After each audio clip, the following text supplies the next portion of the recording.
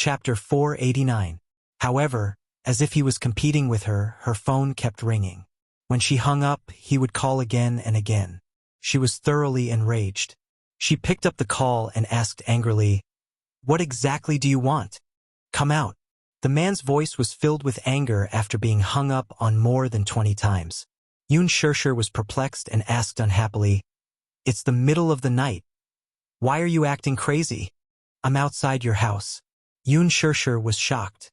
She walked to the window and saw an Aston Martin parked outside.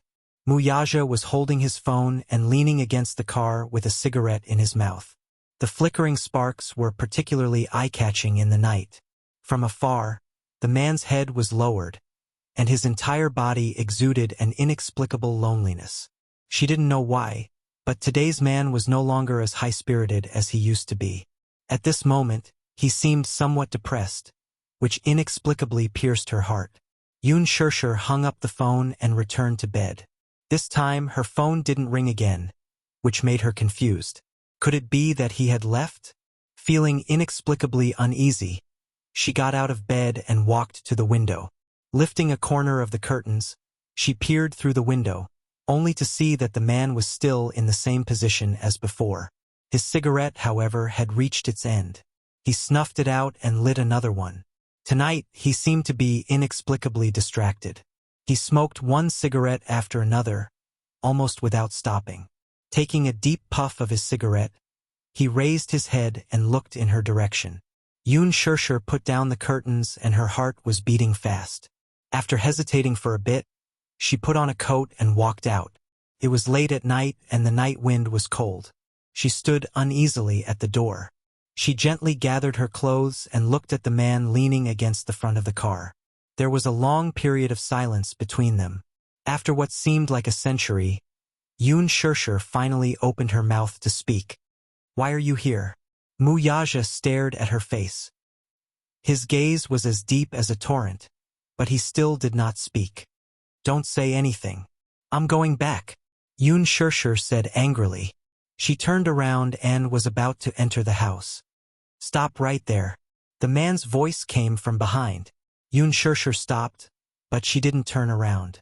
Wuxia straightened his body, put out his cigarette and said, "Come here and give me a hug." Yoon Shirshir's back stiffened. She turned around, but she didn't walk toward him. What did that mean? He had appeared at her doorstep out of nowhere and looked so fragile. Was he upset just to get a hug from her? "You, come here and give me a hug," Wuxia said again, but there was a hint of compromise. 5 minutes. Yoon Shirshir hesitated for a long time, but she still walked over in the end. When she walked in front of him, Wuxia reached out and pulled her into his arms, hugging her fiercely. His arms kept tightening as if he wanted to melt her into his bones and blood. It almost suffocated her. Feeling a little uncomfortable, she struggled for a bit. The man's voice came from above her head. "Don't move, Wuxia." Chapter 490. Yoon Shirshir looked up, only to see his handsome face closing in on hers. His thin lips sealed her mouth in an instant, and her protest was forcefully silenced. Tonight, for some reason, he was a little out of control, like an injured beast. It was probably because today was the anniversary of Jiang Yishan's death. After leaving the cemetery, he had been feeling a little frustrated. At night, he had driven up the mountain to vent his emotions, but after leaving the mountain, he had driven the car here. When he came to his senses, the car had already stopped in front of her house, and the engine had been turned off. Only then did he realize that perhaps this woman had unknowingly invaded every corner of his thoughts. He wanted to see her, but his usual arrogance did not allow him to lower his head to a woman. For the past few days, he had forced himself to throw himself into the company's huge pile of cases. He did not want to think about her or have any distracting thoughts. However, every time he closed his eyes, her face would appear in his mind. There was no way to avoid it. He had been waiting for her to come to him and lower her head to him, but this woman seemed to have disappeared from his world without a trace. When he had driven the car here involuntarily, he had realized that he had lost. In the end, he still could not hold himself back and wanted to see her. As he thought of this, his eyes darkened. Before she could even react, a domineering kiss filled her entire mouth. Yun Shirshir was shocked. He kissed her fiercely and with so much force that it was as if he wanted to swallow her whole. His cold, thin lips pressed tightly against hers, crushing her. He kissed her so hard that it hurt her. Taking advantage of this, he pried open her lips and kissed her even more deeply. Yun Shirshir struggled for a while and tried to push him away, but she could not resist the man's strength at all. The kiss was deep. It almost suffocated her. Just as she thought that she was going to faint, he raised his head and pinched her chin, admiring her lips, which were swollen from being ravaged. He lifted her hair with his slender fingers. His gaze, however, froze. "Where's the earring?" Yun Shirshir's breathing quickened as she looked up. Seeing his gloomy and unhappy gaze, she said coldly, "Take it off." "Why did you pluck it?" Wuxia asked angrily. "Because I don't like it, I took it off. Can't I?" Yun Shirshir felt that he was a little strange and turned to leave. Wuxia grabbed her arm and pulled her back. Yun Shirshir lost her balance and bumped into the car door. Wuxia followed closely behind her. His tall and big body covered hers, trapping her in this narrow space. Yun Shirshir looked up helplessly, only to see him lowering his head and glaring at her. The anger in his eyes almost stabbed her. "What do you want? Are you still angry?" Wuxia suddenly asked. Yun Shirshir was distracted for a moment and turned her face away from him. "I don't know what you're talking about." "Song Enya," Wuxia suddenly said. "Her name is Song Enya and she's my cousin, so there's nothing between us. If you're misunderstanding this, then I'll tell you now that there's no need." Chapter 491. It was only because she resembled his mother's face that he doted on her so much. If she minded because of this, then there was no need for her to do so. Yun Shirshir was stunned for a moment. Was this man trying to explain things to her? Cousin, though? Are they cousins? Why did she see the adoration in Song Enya's eyes when she looked at him, though? It was the kind of adoration that only a woman would show to a man she admired. He claimed that they were cousins, but did he not know what this so-called cousin of his had in mind for him? Yun Shirshir sneered. "Why should I be angry?" Her disdainful attitude had infuriated him. Suppressing his urge to flare up, Wuxia asked in a low voice, "Do you really mind this?" Yun Shirshir kept quiet. Wuxia said, "If you mind, then I'll keep my distance from her." He was making a huge concession. Yun Shirshir's lips twitched, but she said slowly, "I don't have the right for you to do that for me." "You do." Wuxia corrected her angrily. "I don't. D****. He grabbed her chin, lowered his head, and fiercely bit her lips. He loved and hated this woman at the same time. He hated her for acting on her own initiative. What did she mean by not having the right? If he said she had it, then she had it. "Ah!" Yun Shirshir pushed his chest in pain, only to hear the man say angrily, "If I say you have the right, then you have the right." Wuxia, aren't you being too self-righteous? Do you think I really mind this? Yun Shirshir's eyes were cold and flickering. "Fine. Even if I mind, what right do I have? Then tell me, what right do I have?" The man looked at her silently. Yun Shirshir sneered. "What right do I have to mind this? You're my woman. That's your right," Wuxia announced domineeringly. Yun Shirshir was stunned for a moment. Then she suddenly asked in amusement, "I'm your woman. Do you dare to announce our relationship to the whole world?" Wuxia's gaze froze, and his face instantly sank. Yun Shirshir looked at his stunned expression and her heart sank. See, the relationship between them can't be exposed at all. What she wanted was a stable life and a happy marriage. She didn't want something like this to be shameful. She was not a third party, and she would not be a third party. Even if he didn't have any feelings for his fiancée, she wouldn't tolerate playing the role of a backstabber. Thinking of this, she coldly tugged at the corner of her lips. "Look, you can't even do this. Wuxia, please know your place and don't provoke me again. If that's what you want." Wuxia paused. Then his lips curled into an evil and arrogant smile. Yun Shirshir, I'll make you my real woman. Yun Shirshir was stunned, and her eyes widened in astonishment. It was a little unbelievable. I'll announce to the whole world that you're Mu Yaja's woman. Wait until the time is right. Now that the Mu family's internal strife and power struggles were intertwined, old Master Mu's health was deteriorating, and the change of power in the Mu family was imminent. She was afraid that some people could no longer hold back and were ready to make a move.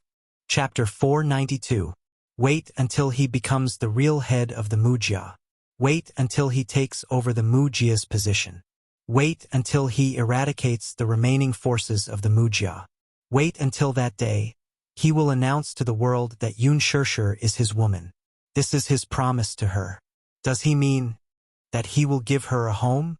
Yun Shirshir's nose suddenly turned sour. She always felt that happiness was somewhat unattainable. Even in the eyes of ordinary people, having a complete family in her eyes was such a distant thing. But this man told her that one day, she will be his real woman. Famous and famous. Is that what he meant? Will there be such a day? Yun Shirshir still didn't believe it. Mu Yaja somewhat angrily said, "Woman, are you doubting me?" Yun Shirshir looked at him with a somewhat empty gaze. Her face instantly lost all expression. Looking at her, Mu Yaja's heart seemed to be ruthlessly stabbed by a needle. Mu Yaja, answer me. Do you like me? Yun Shirshir stared at his face and asked word by word. Mu Yaja was silent for a moment. He was a little unclear about the definition of like. He had never had a woman before, and no matter how one looked at it, Yun Shirshir was his first woman.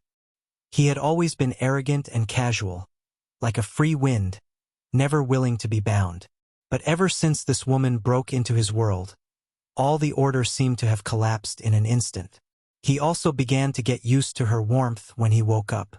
Without her, he felt a little unaccustomed. For her, he was so possessive. He didn't like other men to look at her, touch her, and only wanted her to belong to him. He also missed her when she wasn't by his side. He missed her like a madman. He missed her eyes, her tightly knitted brows when she was pouting coquettishly. He missed her shy appearance under his body. What he missed even more was her sleeping peacefully in his arms. If this meant that he liked her, then so be it. However, to him, these two words were too embarrassing to say out loud. Thus, he lowered his head and gave her a gentle kiss as a response. This kiss was unlike the previous stormy kiss. The man only gently touched her lips, like a dragonfly skimming the surface of the water. It was as if she was the most precious treasure in the world, carefully held in the palm of his hand. Gradually, Yun Shirshir also slowly responded to his kiss. Her arms slowly wrapped around his shoulders. Although she was a little clumsy, she took the initiative to respond. Mu Yaja was very satisfied. He hugged her tightly and deepened the kiss. The two people who were immersed in it did not realize that behind them, there was a thin figure standing behind a window. Yun Tianyu, in his pajamas, stood sideways in front of the window. He lifted a corner of the curtain and peeped at the charming and gentle scene outside. A complicated expression surfaced on his delicate and tender face. Although he was young and didn't understand the love between adults, he could feel that his stupid mommy was in love. He could feel his mommy's love for this man. A trace of loneliness flashed across his eyes, followed by a slight tug at the corner of his mouth. His small hands clenched into fists and lightly thumped his aching chest. If, one day, his mommy told him that she loved this man deeply, then he would call him daddy without hesitation. Chapter 493. Back in bed, Yun Tianyu crawled under the covers and picked up a small and exquisite photo frame from the bedside table. It was a photo of him and his mommy at the amusement park a few days ago. Holding the photo close to his chest, he fell asleep quietly. The next morning, when Yun Shirshir woke up, she washed up and walked to the living room. Yun Tianyu had already laid out breakfast on the dining table. Her father immediately greeted her. Shirshir. Good morning. Dad. Good morning. Yu, good morning. Mommy, quickly have your breakfast. Yu pulled out a chair for her and, with a gentlemanly bow, invited her to take a seat. Yun Shirshir was tickled by his gentlemanly gesture and sat down. Yoon Tian-yu sat beside her and smilingly asked, "Mommy, did you sleep well last night?" Yoon Shurshur was stunned. Recalling the kiss last night, she blushed and replied, "Yes, I had a good dream." Yu smiled. "That's great." Yu, though, had a bad dream. Nothing. Stupid mommy. Quickly have your breakfast. This is a heart-shaped poached egg that Yu made for you. With that, he placed a heart-shaped poached egg in front of her. This was meticulously prepared by Yu. "Have you had your breakfast?" "Stupid mommy. What time is it now? I'm going to report to kindergarten." Yoon Tian-yu complained. Little Munchkin's face was full of misery at the thought of having to face those lively and chirpy kids in the kindergarten again. He was worried to death. He felt that his IQ would plummet if he stayed in kindergarten for a few more years. Yoon Yeching told Yoon Shurshur, "Shurshur, quickly go to the office after breakfast. I'll send you to kindergarten. Okay, be careful on the road." He then left with Yu. Not long ago, Yoon Shurshur bought him a car. After the company's bankruptcy, Yoon Yeching had not driven a car for a few years. After a few days of getting used to it, he was more or less familiar with it. When the car slowly drove out of the villa, a black car followed closely behind. Ever since the incident at the amusement park, Lee Hanlon had specially assigned a personal bodyguard to watch over Yoon Tian-yu 24/7. After Yoon Shurshur finished her breakfast, she rushed to the company. In the company, Lin Fengtian sat in his office. A few assistant directors stood by the side, trembling in fear and sweating profusely. Qin Zhou sat on the sofa, absent-mindedly grinding his nails. At this moment, the huge office was shrouded in a layer of low pressure. How am I supposed to do that?" Lin Fengtian slammed his palm on the table. There was an order on the table. What appeared on the screen was a series of rules and regulations regarding Yoon Shurshur's movie. No kissing scenes. No sex scenes. No hugging scenes. No holding hands. Lin Fengtian glanced at it and was so angry that he almost spat blood. These were Mu Yaja's specific requirements, but just these 4 rules and regulations were enough to drive him crazy. How am I supposed to do that? How am I supposed to do that? Is Chairman Mu crazy? When he brought this order to Mu Yaja to reason with him, no matter how he tried to reason with him, Mu Yaja simply said, "Do it if you want. Otherwise, get lost." Shoo! Qin Zhou immediately tried to calm him down. "Director Lin, take it easy. You're still in Chairman Mu's territory. How dare you speak ill of him?" Lin Fengtian felt that he was about to have a stroke. He was not allowed to do this or that. Was he looking for a stunt double? Chapter 494. Could it be that they had to find a body double to complete the scenes of kissing and holding hands in a youth film? We have to find a body double for kissing and a hand double for holding hands. Why is it so difficult to film a movie? Qin Zhou immediately corrected him. We have to find 2. Xingzi said that he doesn't want to do kissing or holding hands with a body double. He's a clean freak, so we have to find a few body doubles for him. Lin Fengtian's blood boiled when he heard that. Bastard! He could only curse in anger. Because Mu Yaja had spoken. There was no need to worry about the budget. Huan Yu had plenty of money, so he could spend as much as he wanted. However, if any of these rules were violated, the movie would be scrapped. Qin Zhou touched his chin. He felt that the relationship between Yoon Shurshur and Chairman Mu was somewhat intriguing. Who is this Yoon Shurshur? Why does Chairman Mu take care of her so much? An assistant director wondered. Take care of her? Is this taking care of her? Come on. I've changed the script of the kissing scene several times, and now it's going to be ruined by 2 body doubles? Lin Fengtian felt a headache coming on. Lin Fengtian's heart ached when he thought about how only 2 body doubles were needed for his meticulously revised script. He had high hopes for Yoon Shurshur and felt that this newcomer had quite a lot of potential. Perhaps after this movie was released, she would become the next Han Yuyen. No, she would definitely surpass her. After 10 years of sharpening his sword, Lin Fengtian was full of confidence in this movie. It was a big production with a big budget.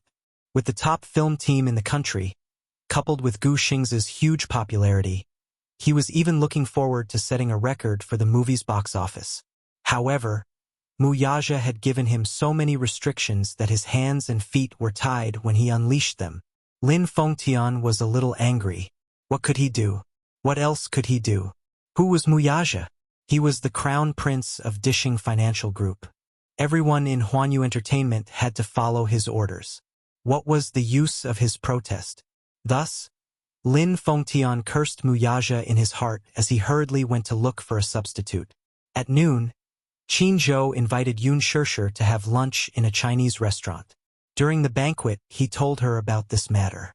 Yun Shishir was a little surprised when she heard this. Is this all Mu Yaja's request? In her heart, while she was surprised, she also felt an inexplicable sweetness towards Mu Yaja's dominance and possessiveness.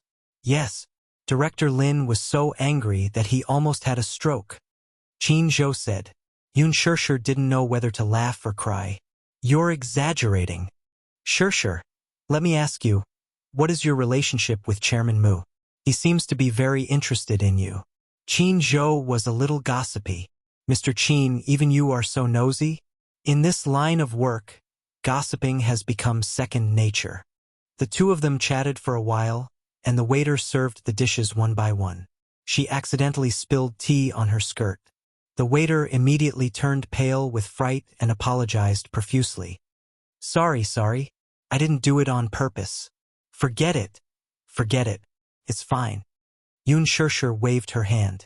Fortunately, she was wearing a black skirt today, so it was not a big deal. She raised her head to acknowledge Qin Zhou and got up to go to the bathroom to clean herself up. Wanru, you don't look well recently. Did you not rest well? Chapter 495. Mu Wanru elbowed him harshly and warned him coldly. I'm warning you. Don't be too intimate with me outside, lest others see us. I know. Aaron took half a step back and reluctantly kept a distance from her.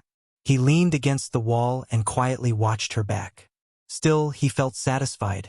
Mu Wanru glared at him. She felt that provoking Aaron was her biggest mistake. This man was probably haunting her like a haunting ghost. She originally wanted to cut off all ties with him, but if she did so, she was afraid that he would reveal her secret. Hence, she unwillingly maintained their secret relationship. She would take it one step at a time. When the time was not right, she would get rid of him to prevent future trouble. Mu Wanru looked at the mirror again. Even with a thick layer of makeup covering her face, she could not hide her haggardness. These few days, she was distracted and did not rest well. Ever since that phone call, she had been having nightmares and could not sleep. She had a bad feeling about this. Thinking of this, Mu Wanru's face revealed a malevolent anger. These good-for-nothings. She really could not figure it out. How could they not even deal with a 6-year-old child? A child, only 6 years old, without the strength to even truss up a chicken, had actually failed the assassination. What was more frightening was that the assassin sent to carry out the mission was nowhere to be found. Initially, she was worried that her plan had been exposed, but after not hearing any news for a few days, she still felt uneasy. Now that she had failed this time, she could only come up with another plan. She was afraid that this failure would alert the enemy, and it would be difficult to strike again in the future. There was a reason why she was anxious to get rid of Yun Shishir and Yun Tianyu. Grandpa Mu's health was deteriorating by the day, so he paid more attention to the matter of the Mu bloodline returning to the family. She had nothing to fear from Yun Tianyu. He was just a child with an immature mind. How much of a threat could he pose to her? She didn't care at all. However, the mother-son relationship between Yun Tianyu and Yun Shishir was deep. If Yun Tianyu was acknowledged as a member of the Mu family, would Yun Shishir not be entangled with the Mu family? If she were to be careless and expose her identity, she would be finished. She had to get rid of these two thorns in her flesh before Grandpa Mu did. Mu Wanru applied her lip gloss in front of the mirror and smoothed it out. Then, she put the lip pencil into her bag. Suddenly, her expression changed. She lay in front of the counter and retched in pain. Blurg. Alan's expression changed. He immediately stepped forward and held her arm. He asked nervously, "What's wrong?" "It's nothing." Mu Wanru pushed him away. Before she could finish her sentence, she retched again. He felt nauseous, but he couldn't vomit anything out. He just felt inexplicably nauseous. It was extremely uncomfortable. Seeing her push him away, Alan's heart sank. Seeing her retching again, he hesitated for a moment before stepping forward to hold her shoulders. This time, perhaps because she was a little unsteady, Mu Wanru did not push him away. Seeing her back arched for a while, Alan frowned. Is it a stomach problem? Probably. Mu Wanru raised her head and looked at the mirror. Her expression was ugly. I'll go buy medicine for you. Chapter 496. It's okay. Mu Wanru leaned on him weakly and stroked her chest. I'm much better now. It's probably because I didn't eat breakfast, so why don't you take care of your body at all? Alan caressed her face with heartache. Mu Wanru clutched her chest and continued to retch inexplicably. Powerlessly, she raised her eyes and caught a glimpse of a standing figure reflected in the mirror. Her back suddenly stiffened, and her expression changed. Then, she pushed Ellen away. Ellen was still a little late, but when he saw her turn around with a pale face and stare straight ahead, he was shocked and followed her gaze and turned around.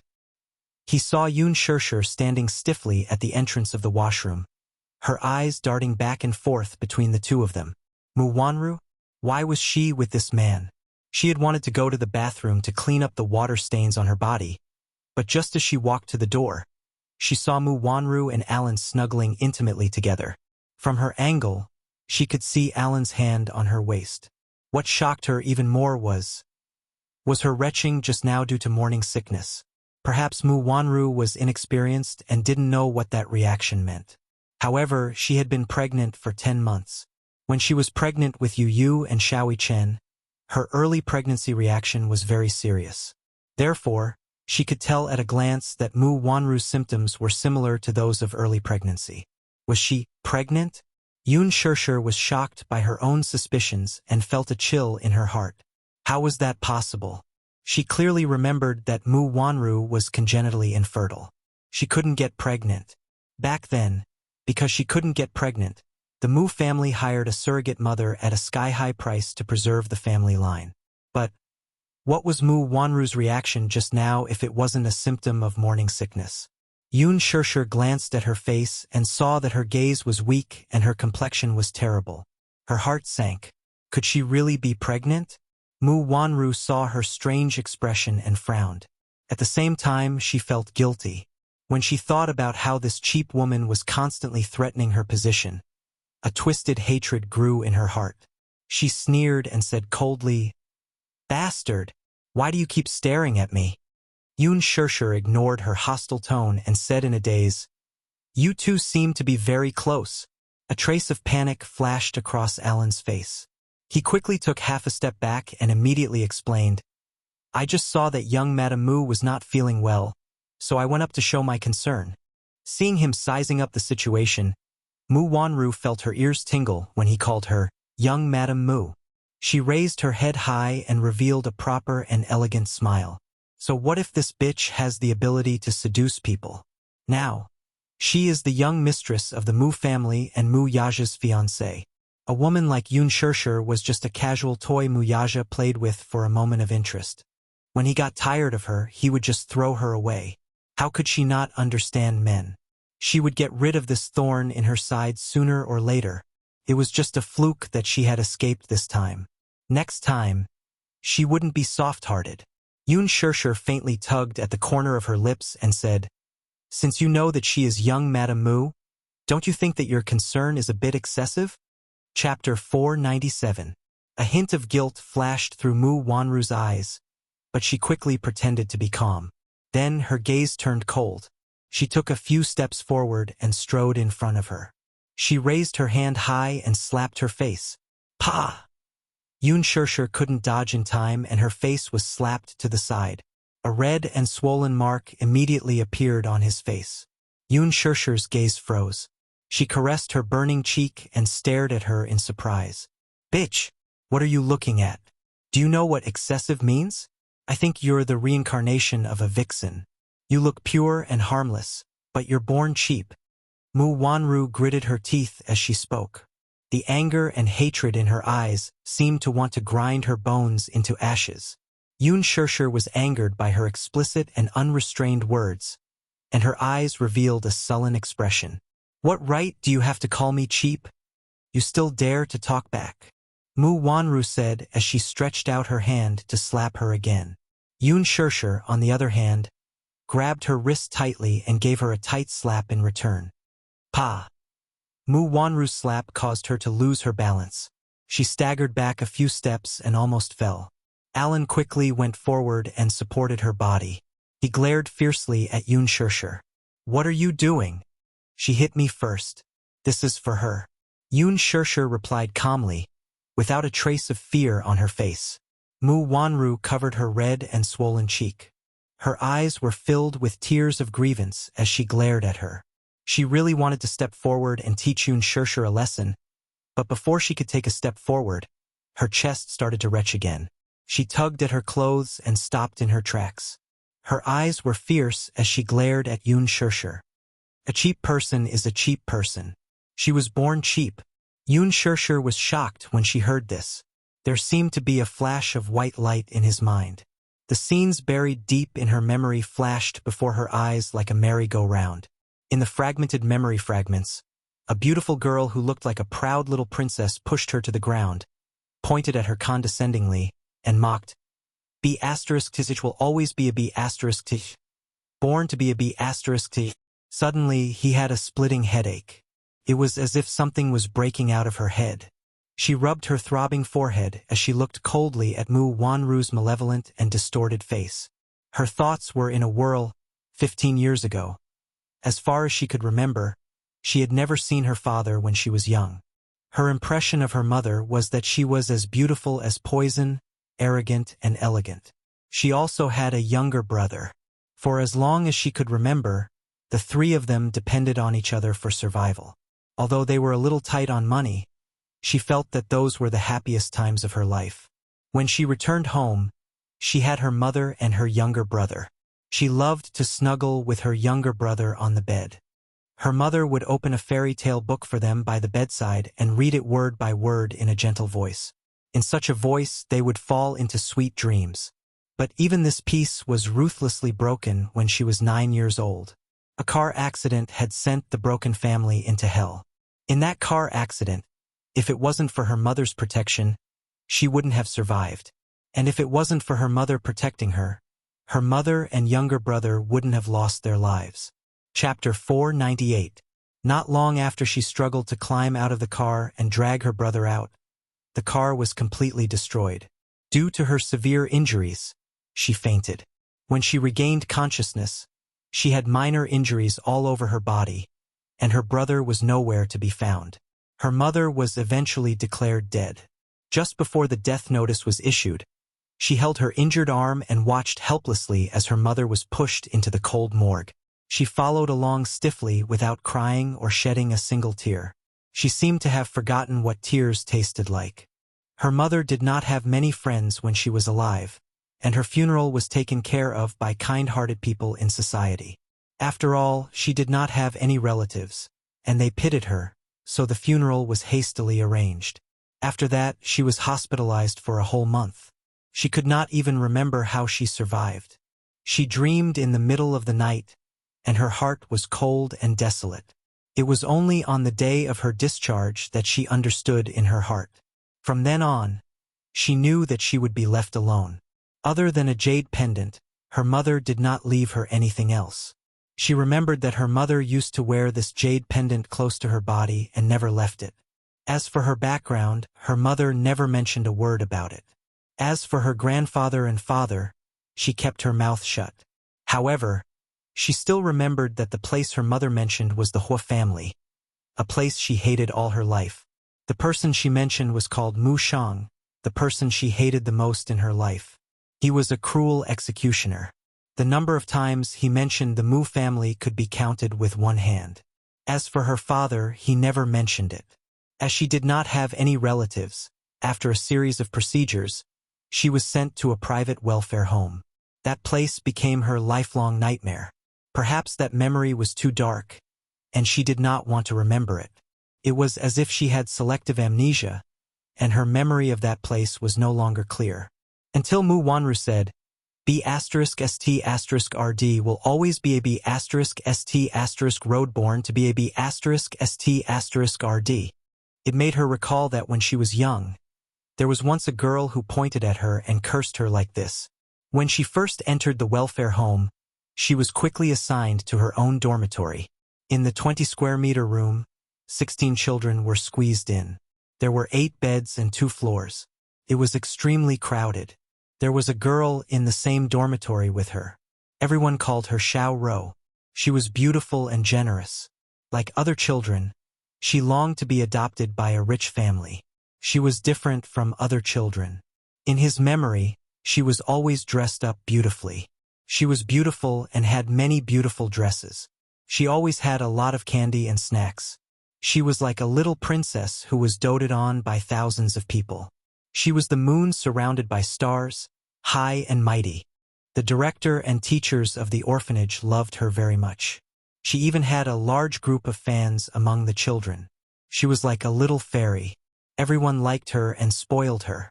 At that time, she still hadn't gotten over the pain of losing her mother. She was a little autistic and didn't like to talk, so other children didn't like to play with her. This girl was the first to talk to her. When she was lonely and helpless, she gave her a candy and said to her, "My name is Xiao Rou. What's your name? Let's be good friends." She thought that this girl was the little angel. She was kind and willing to help others. Chapter 499. She had always been grateful to this girl. Until one day, when she walked into the washroom, she heard a rustling sound coming from one of the cubicles. Then, she heard a series of faint gasps, accompanied by the sound of struggling. Xiaorou's nervous and scared voice came through. "Dean, be gentle. Xiaorou hurts." "Whoa. Xiaorou, be good. Xiaorou, don't shout. Don't let others hear you." "Dean, can we not do that today? Xiaorou will help you with my mouth. Okay?" "Okay. Xiaorou is so good. I'll buy you candy later." She was shocked when she heard the dean's tense voice. At that time, she was young and ignorant and didn't understand what was going on. She only knew that this was a girl's washroom and didn't understand why the dean would appear here. She walked closer to the cubicle with doubts. The door was locked from the inside, but through the small gap, she was surprised to see the dean standing upright with his back against the door. From her angle, the dean's pants were pulled down to his legs, and Xiaorou's clothes were half off as she knelt on the ground. Her head kept moving, but she couldn't see what they were doing. She moved closer, but her face accidentally bumped into the door, which alarmed the 2 people inside. Xiaorou was shocked. She raised her head guiltily and looked at the door with a pair of frightened eyes. Yun Shishir couldn't dodge in time and their eyes met. At that time, she was inexplicably flustered. Maybe it was because Xiaorou's eyes were too dark and scary, or maybe it was because the embarrassment and anger in Xiaorou's eyes had been discovered that scared her. She quickly ran back to her room. That night, when Xiaorou came back, she was reading a comic book on the bed. Pushing the door open, Xiaorou strode to her bedside and pulled her off the bed by her hair. Leaning against her ear, Xiaorou's voice was threatening and angry. "Did you see? What did you see?" She was frightened and shook her head, but she didn't understand why Xiaorou was so flustered. Xiaorou got up and kicked her. She stood up and accused the other children while crying, "She bullied me. I didn't." Without waiting for her to explain herself, the other children rushed up angrily, punching and kicking her. Among the children, Xiao Rou's words were like an imperial edict, because she treated every child very well. She would give them snacks to eat and play with them. Among the children, her words were absolute. No child dared to disobey her. That night, she was sent to the infirmary with injuries all over her body. She didn't even understand what had happened, but somehow, she had become everyone's public enemy. The next day, she realized that the jade pendant she had placed under her pillow was gone. She asked everywhere, but no one said that they had seen it. When she saw the jade pendant hanging around Xiao Rou's neck, she immediately said excitedly, "That's my jade pendant."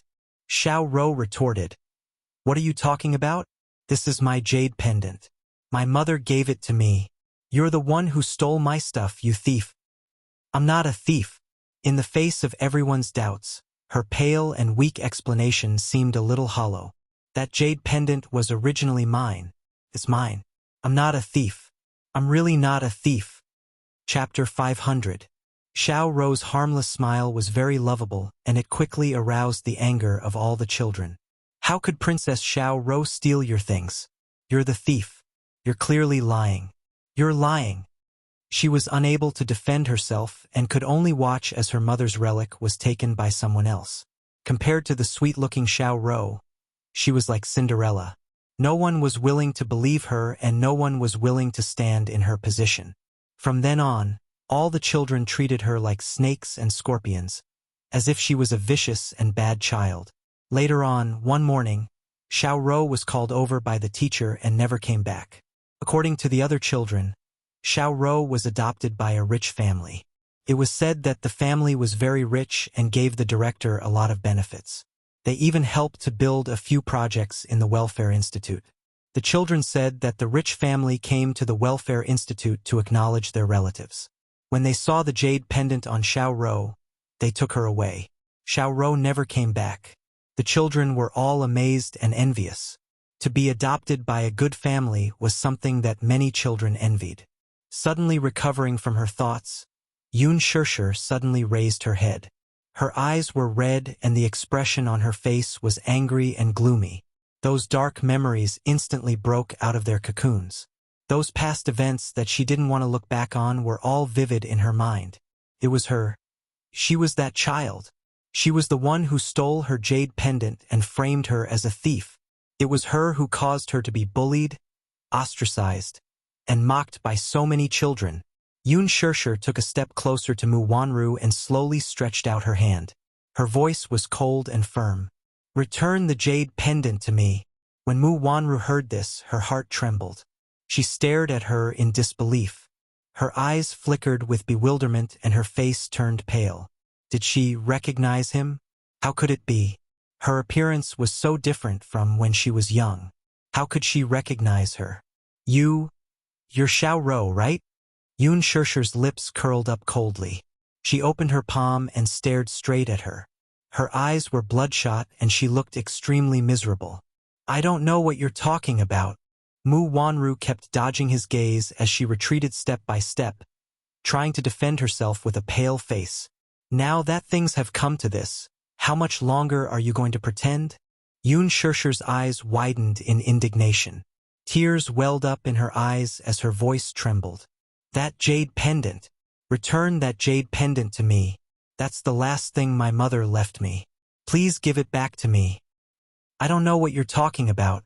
Mu Wanru was forced into a corner by her. She let out a hysterical shriek as her face turned pale and blood drained from her face. Alan nervously held onto Mu Wanru's shoulder and looked at Yun Shishir, who was walking towards her, with vigilance in her eyes. What are you doing? Are you crazy?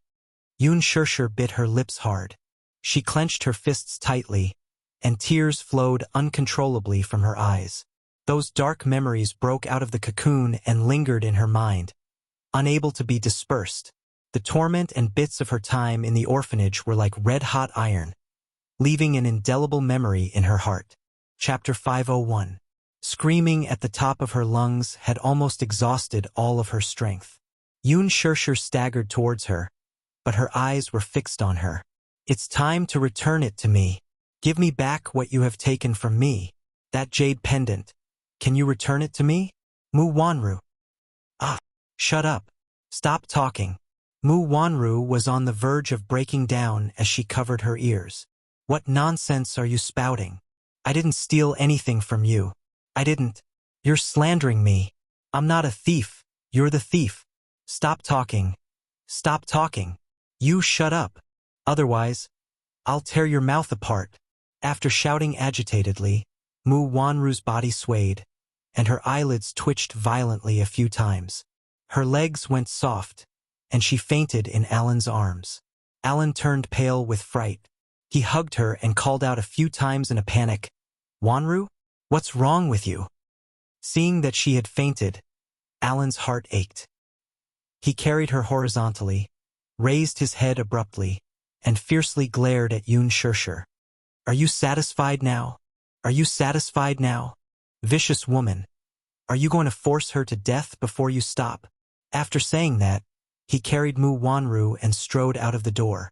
Yoon Shirshir stood rooted to the ground in a daze. She laughed mockingly, but her heart could not stop chilling. Was she satisfied? Was she a vicious woman? How could this man be so ridiculous? How could this world be so ridiculous? Was Mu Wanru the victim? Was she a vicious woman? Mu Wanru was the thief. She stole the last thing her mother left for her, and even made her suffer thousands of curses, countless cold eyes, ridicule, and abuse. In the end, she was accused of being vicious? Didn't she think it was too ridiculous? Did Mu Yaja know? Does he know about this? Wasn't Mu Wanru recognized by the Mujia because of that jade pendant? Then, did he know that the real owner of this jade pendant was her? Was Mu Wanru pregnant? Her morning sickness was so obvious just now. She must be pregnant. Yes, was it his child? It should be his child. Who else could it be? Mu Wanru was his fiancée. So what did he mean by those words he said to her earlier? Those words about announcing their relationship to the world were a joke to her, weren't they? Was she really that gullible? Did she really believe a simple promise? Did she really think that he would promise her the whole world? But in the end, his fiancée was pregnant. Wasn't Mu Wanru unable to get pregnant? Then what was this? The intense argument attracted the attendants to inquire about the situation. Yoon Shirshir lost her balance and fell to the ground. Her trembling hands slowly covered her pale face. Her eyes were empty and hopeless. Qin heard the news and rushed over. Seeing her lying on the ground, he was shocked and immediately went forward. Shirshir, what's wrong? Yoon Shirshir's eyes were wide open and her voice trembled. Qin, I'm not a thief. Do you believe me? Qin was confused by her sudden question. Not knowing the cause and effect, he laughed dryly and said blankly, Shirshir, what are you talking about? How can you be a thief? I'm not a thief. Chapter 502. But they're all saying that I'm the thief. Yoon Shirshir covered her eyes and burst into tears. It was as if she had returned to the orphanage more than 10 years ago. She was surrounded by those children and listened to those cold fingers pointing at her. The memories that she had suppressed for more than 10 years suddenly broke through the cage.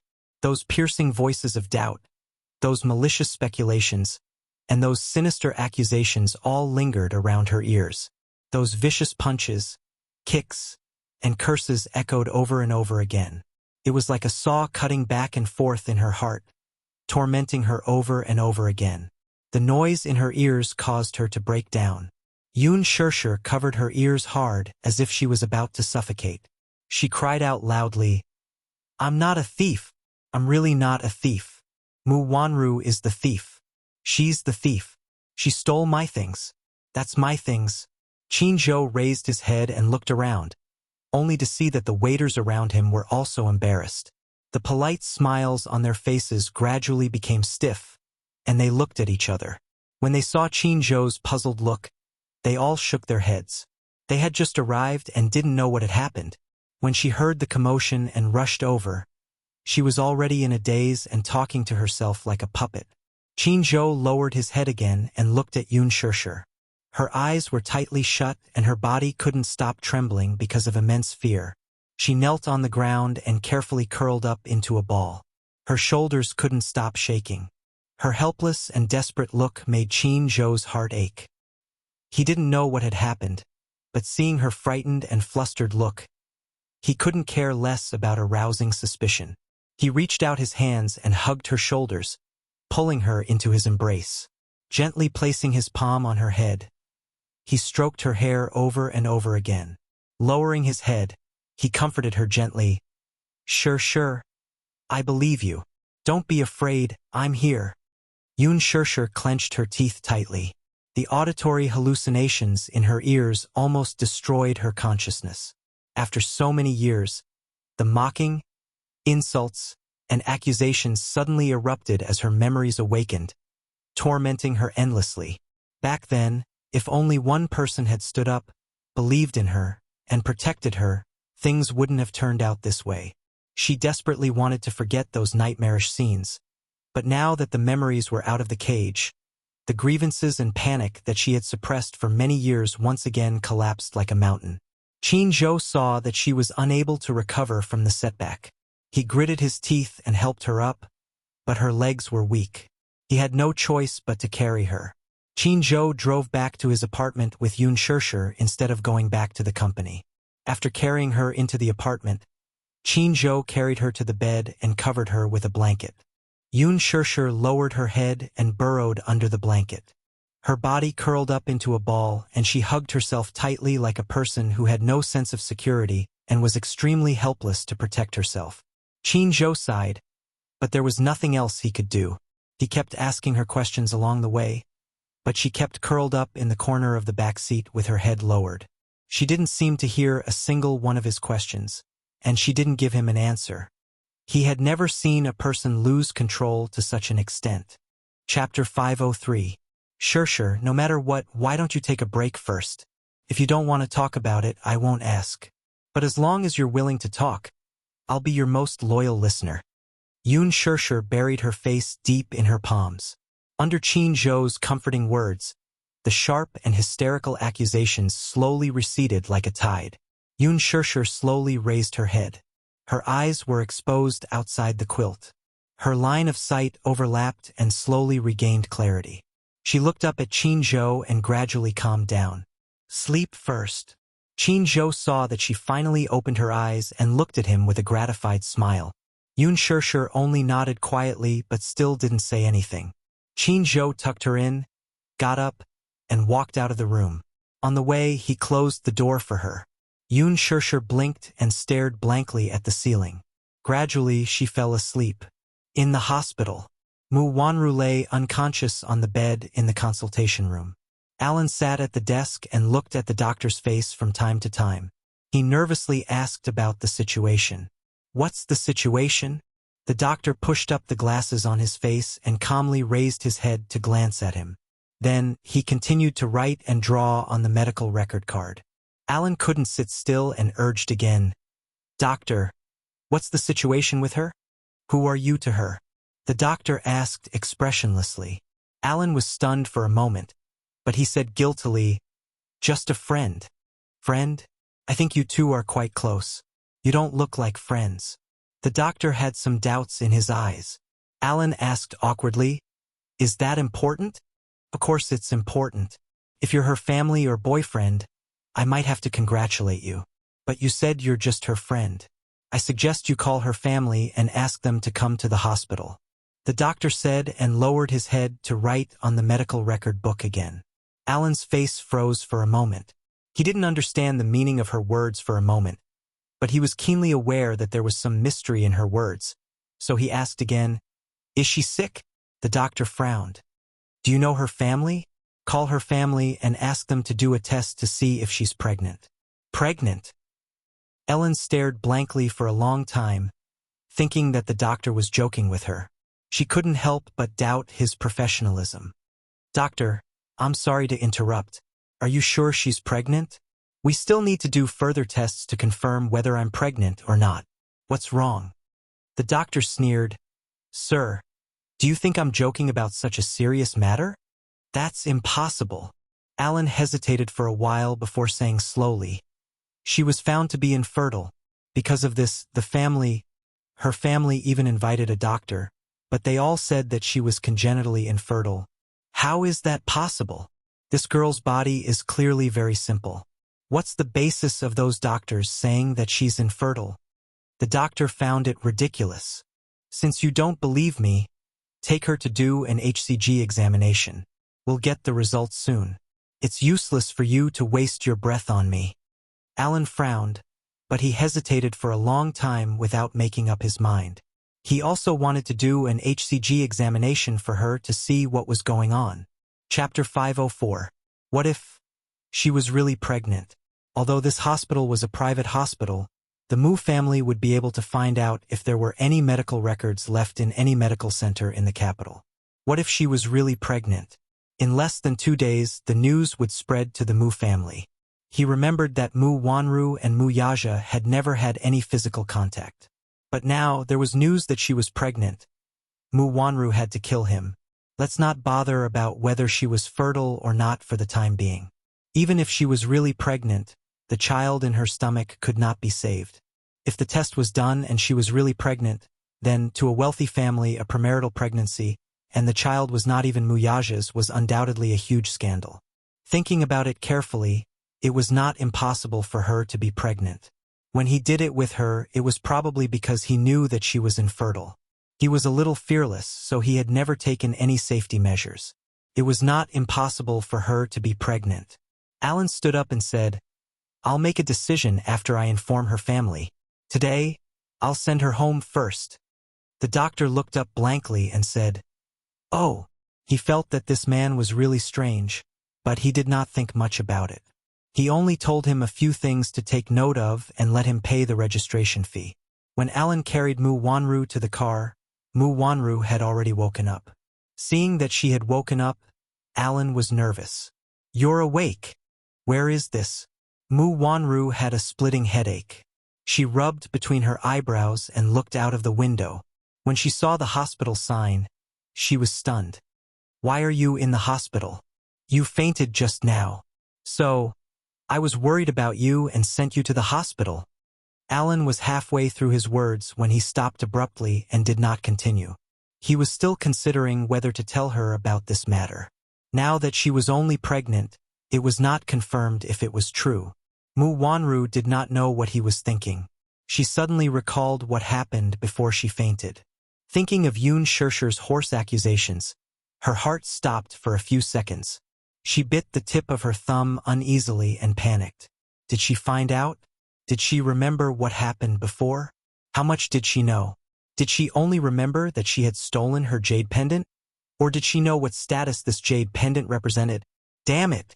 Seeing her flustered expression, Alan recalled the doctor's words and finally decided to confess to her.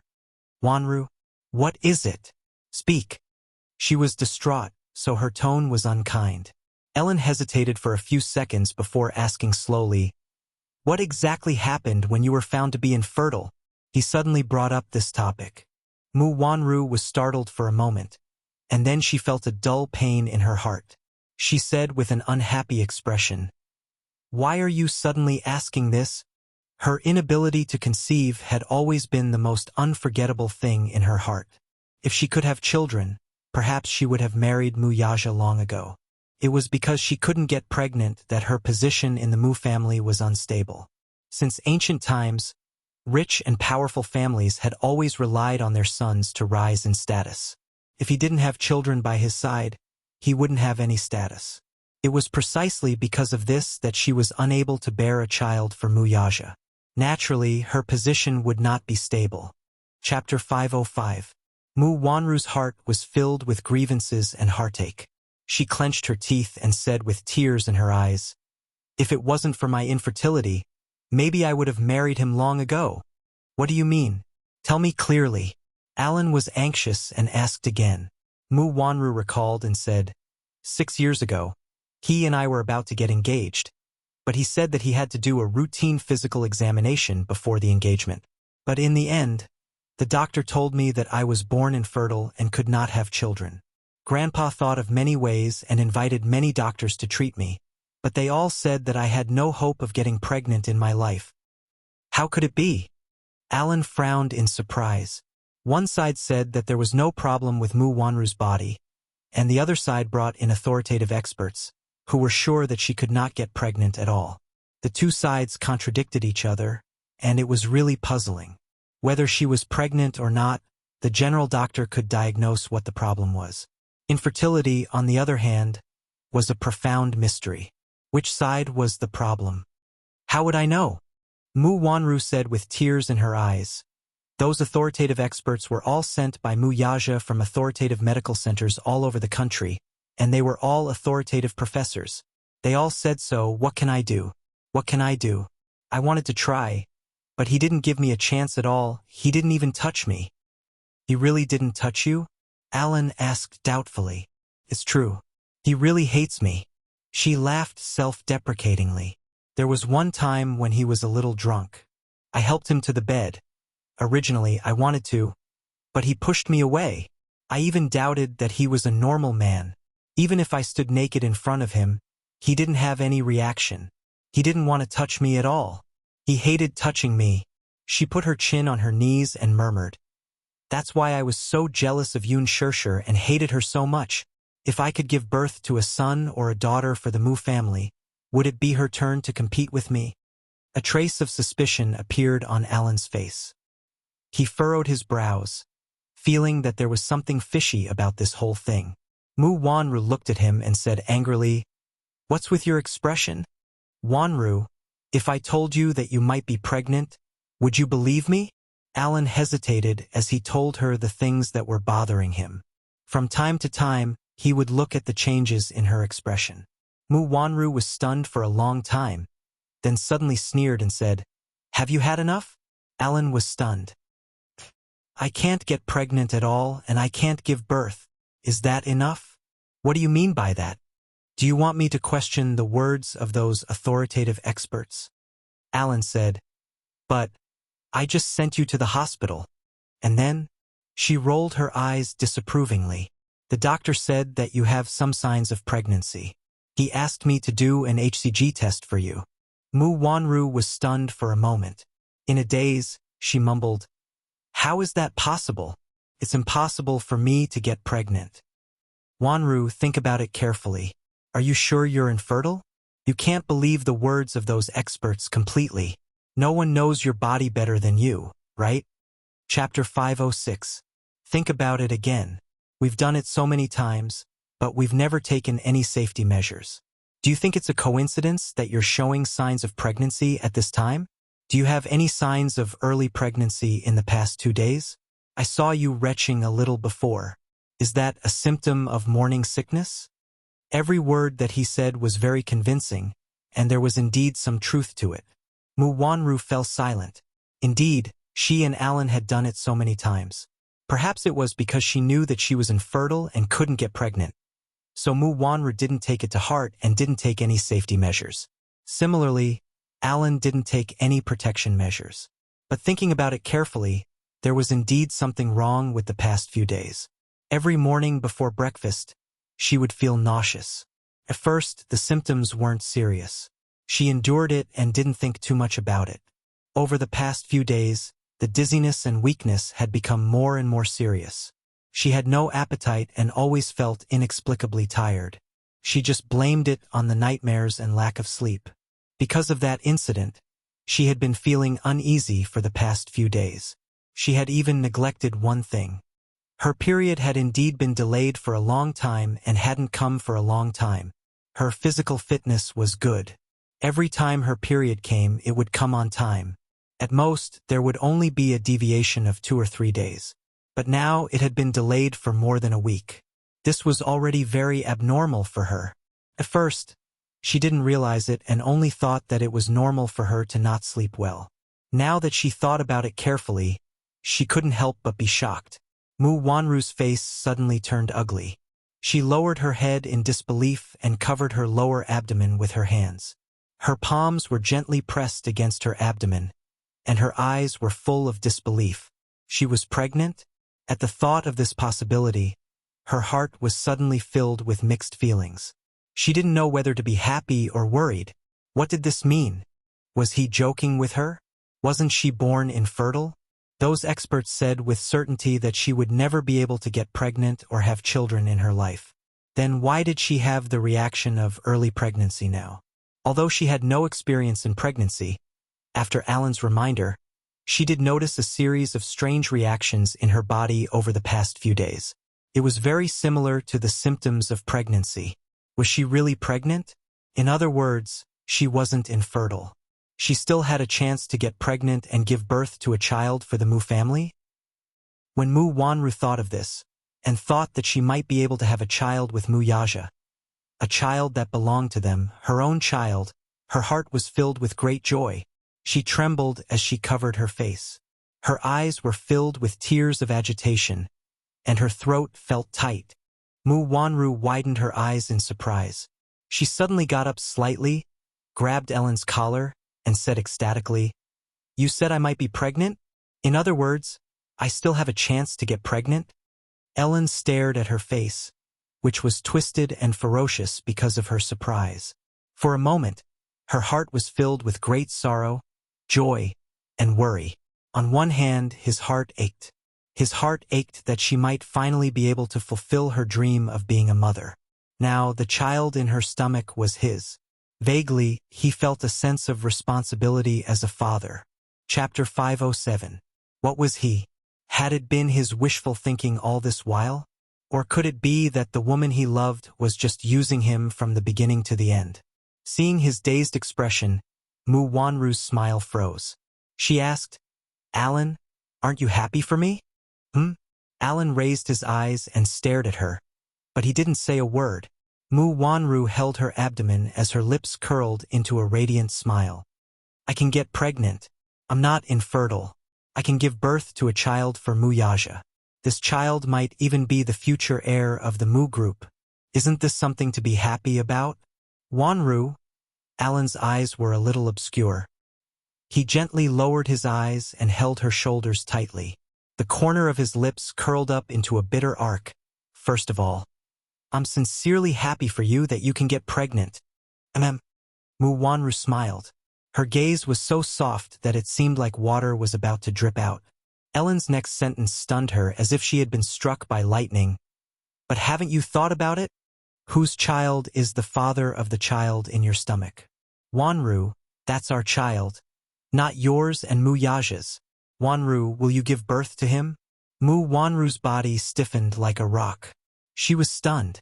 Seeing her frozen expression, Alan's heart ached. A hint of sadness flashed across his eyes. He leaned over and sat beside Mu Wanru. He pulled her into his arms and said gently, "Wanru, you might be pregnant. If you're really pregnant, then this child is our child. I'm willing to acknowledge him and take responsibility for you. Deep down, I don't want to abort him. What about you? Are you willing to give birth to him?" Mu Wanru's gaze changed. She clenched her fists subconsciously, and a cold glint flashed in her eyes. He wanted her to give birth to this child. How was that possible? Yes. How could she forget? She was pregnant, but whose child was the father of the child in her stomach? It wasn't Mu Yaja's, but Alan's. This was the product of infidelity, a vile spawn. How could she have given birth to him? If the Mu Yaja knew that she was pregnant and the child was not his, with Mu Yaja's methods, he would definitely wipe them out personally. By then, so what if Grandpa Mu dotes on her? In a wealthy family, it was taboo for a woman to be unfaithful to her husband. This was undoubtedly a huge scandal. If the Mu family knew about this, they would never let her off. Thinking of this, Mu Wanru's originally joyful expression receded like the tide, and suddenly became as pale as a sheet of paper, her forehead oozing with fear and cold sweat. "We can't keep this child." "Why?" Alan's eyes widened in shock. He pulled her body tightly and forced her to face him. He asked bitterly, "This child is your flesh and blood. It's your first child. How can you be so cruel?" "What can I do? What can I do?" Mu Wanru clutched his chest tightly and retorted with a pale face. "Keep him here. Keep this vile spawn. Alan, this is infidelity. This child is the product of infidelity. Don't forget, I'm Mu Yaja's fiancée, the future young mistress of the Mu family. I'm going to be young Madame Mu. How can I keep your child? Are you dreaming?" Chapter 508. What's incestuous? What's a vile spawn? That's your child. How can you be so heartless as to call him a vile spawn? Alan gripped her shoulders tightly, his eyes bloodshot and staring straight ahead. Mu Wanru was stunned for a moment. Suddenly, she sneered and asked, "Alan, don't tell me you're really in love with me?" Alan was stunned and looked at her in disbelief. Mu Wanru continued, "Don't tell me you're really in love with me? Alan, we're just fooling around. It's better if you don't get too involved. To you, I'm just a physical need, so..." Although she was a woman, sometimes she had physical needs too. Mu Yaja never touched her. As for Alan, she only had such thoughts at most. A man and a woman just took what they needed. Feelings? Who would talk about feelings with him? Enough.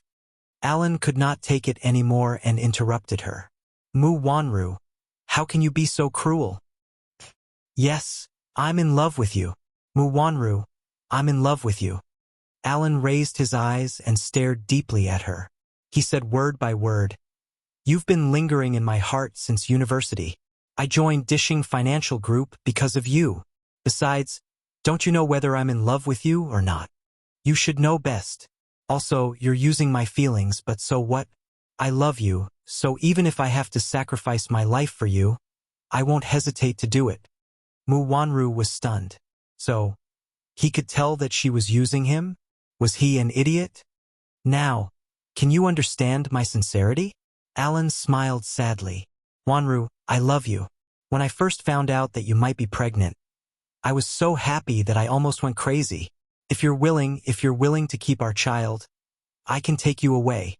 No matter where you are, I'll protect you and not let you suffer. I'll do my best to give you the happiest life. Are you willing to go far away with me? Mu Wanru was stunned for a moment before she shook her head. Are you kidding? Alan's face fell into an ice cellar. How can I keep this child?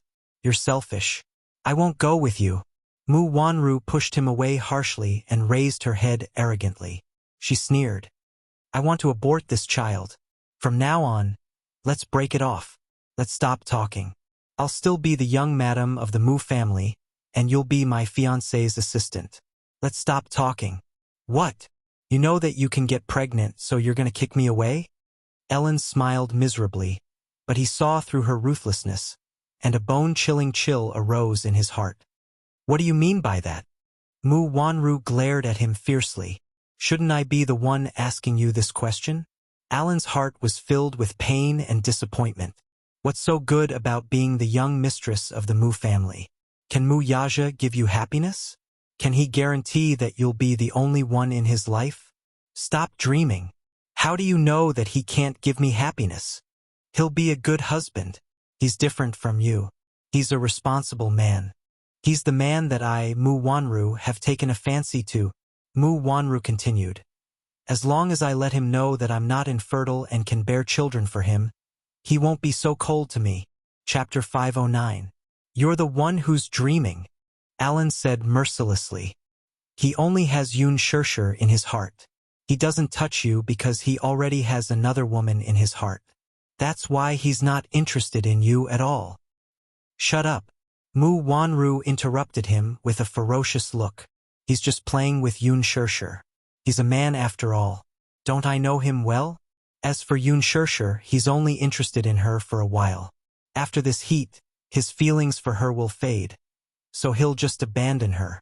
Do you think that an unorthodox woman like Yun Shirshir can replace me? Alan smiled coldly and reminded her. Have you forgotten? Do I need to remind you? Who exactly is the young madam of the Mu family? Everything you have now was snatched from Yun Shirshir. Shut up. Mu Wanru shrieked and raised her hand to slap him. Slap. A ruthless slap landed on Alan's face. Alan did not stop there. If you hadn't snatched her jade pendant back then, old Master Mu would have brought her back to the Mu family by accident. The person by Mu Yaja's side now should be Yun Shirshir. Not you. Mu Wanru, haven't you realized the truth until now?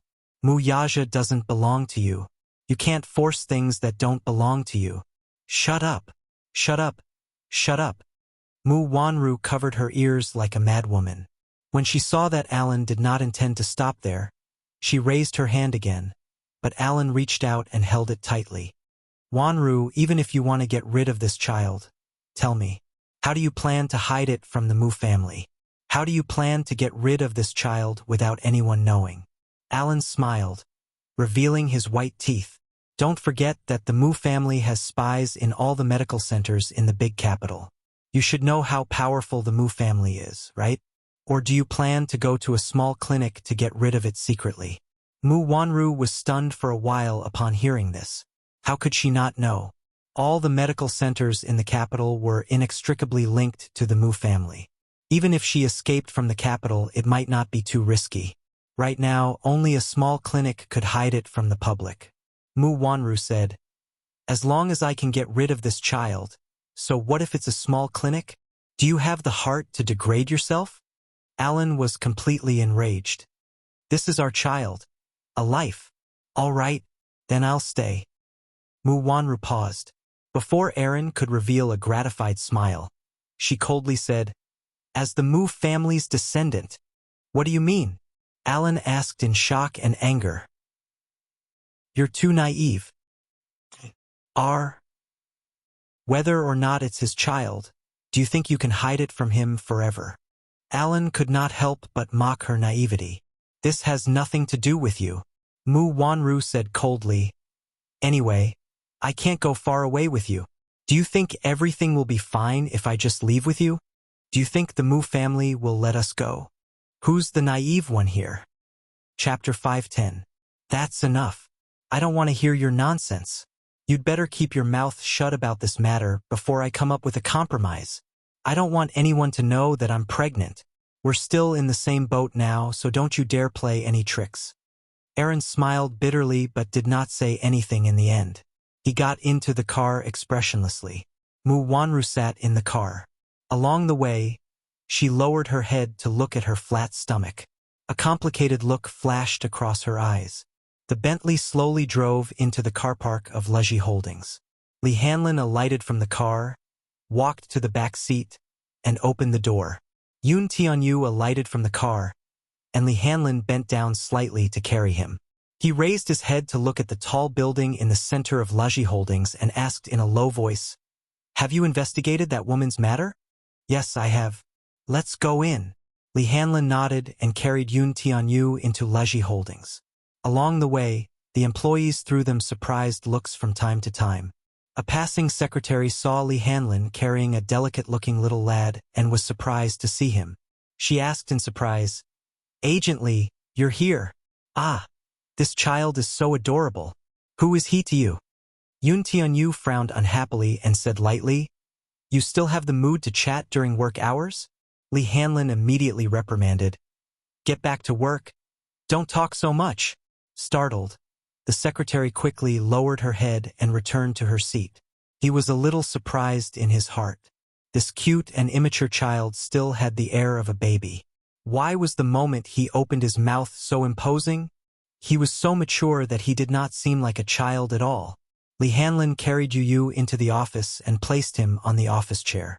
Yoon Tianyu leaned back gracefully and leisurely looked at the furnishings in the office.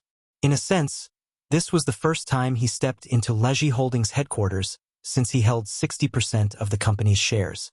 Lee Hanlon brewed a cup of Ceylon black tea for him and then passed a thick stack of documents to him. Is everything here? Yes, everything is here. Yoon Tianyu took a sip of the black tea and then lowered his head to carefully read the information. He skimmed through it 10 lines at a glance. Suddenly, his brows slowly furrowed. According to the information, Mu Wanru's biological mother was a masseuse in a bar. She had a low status, and after giving birth to Mu Wanru, she abandoned her at the entrance of the hospital. After that, she was picked up by a couple. Until a car accident, she lost both her parents and was sent to the orphanage. When she was 9 years old, she was adopted by the Mu family and brought back.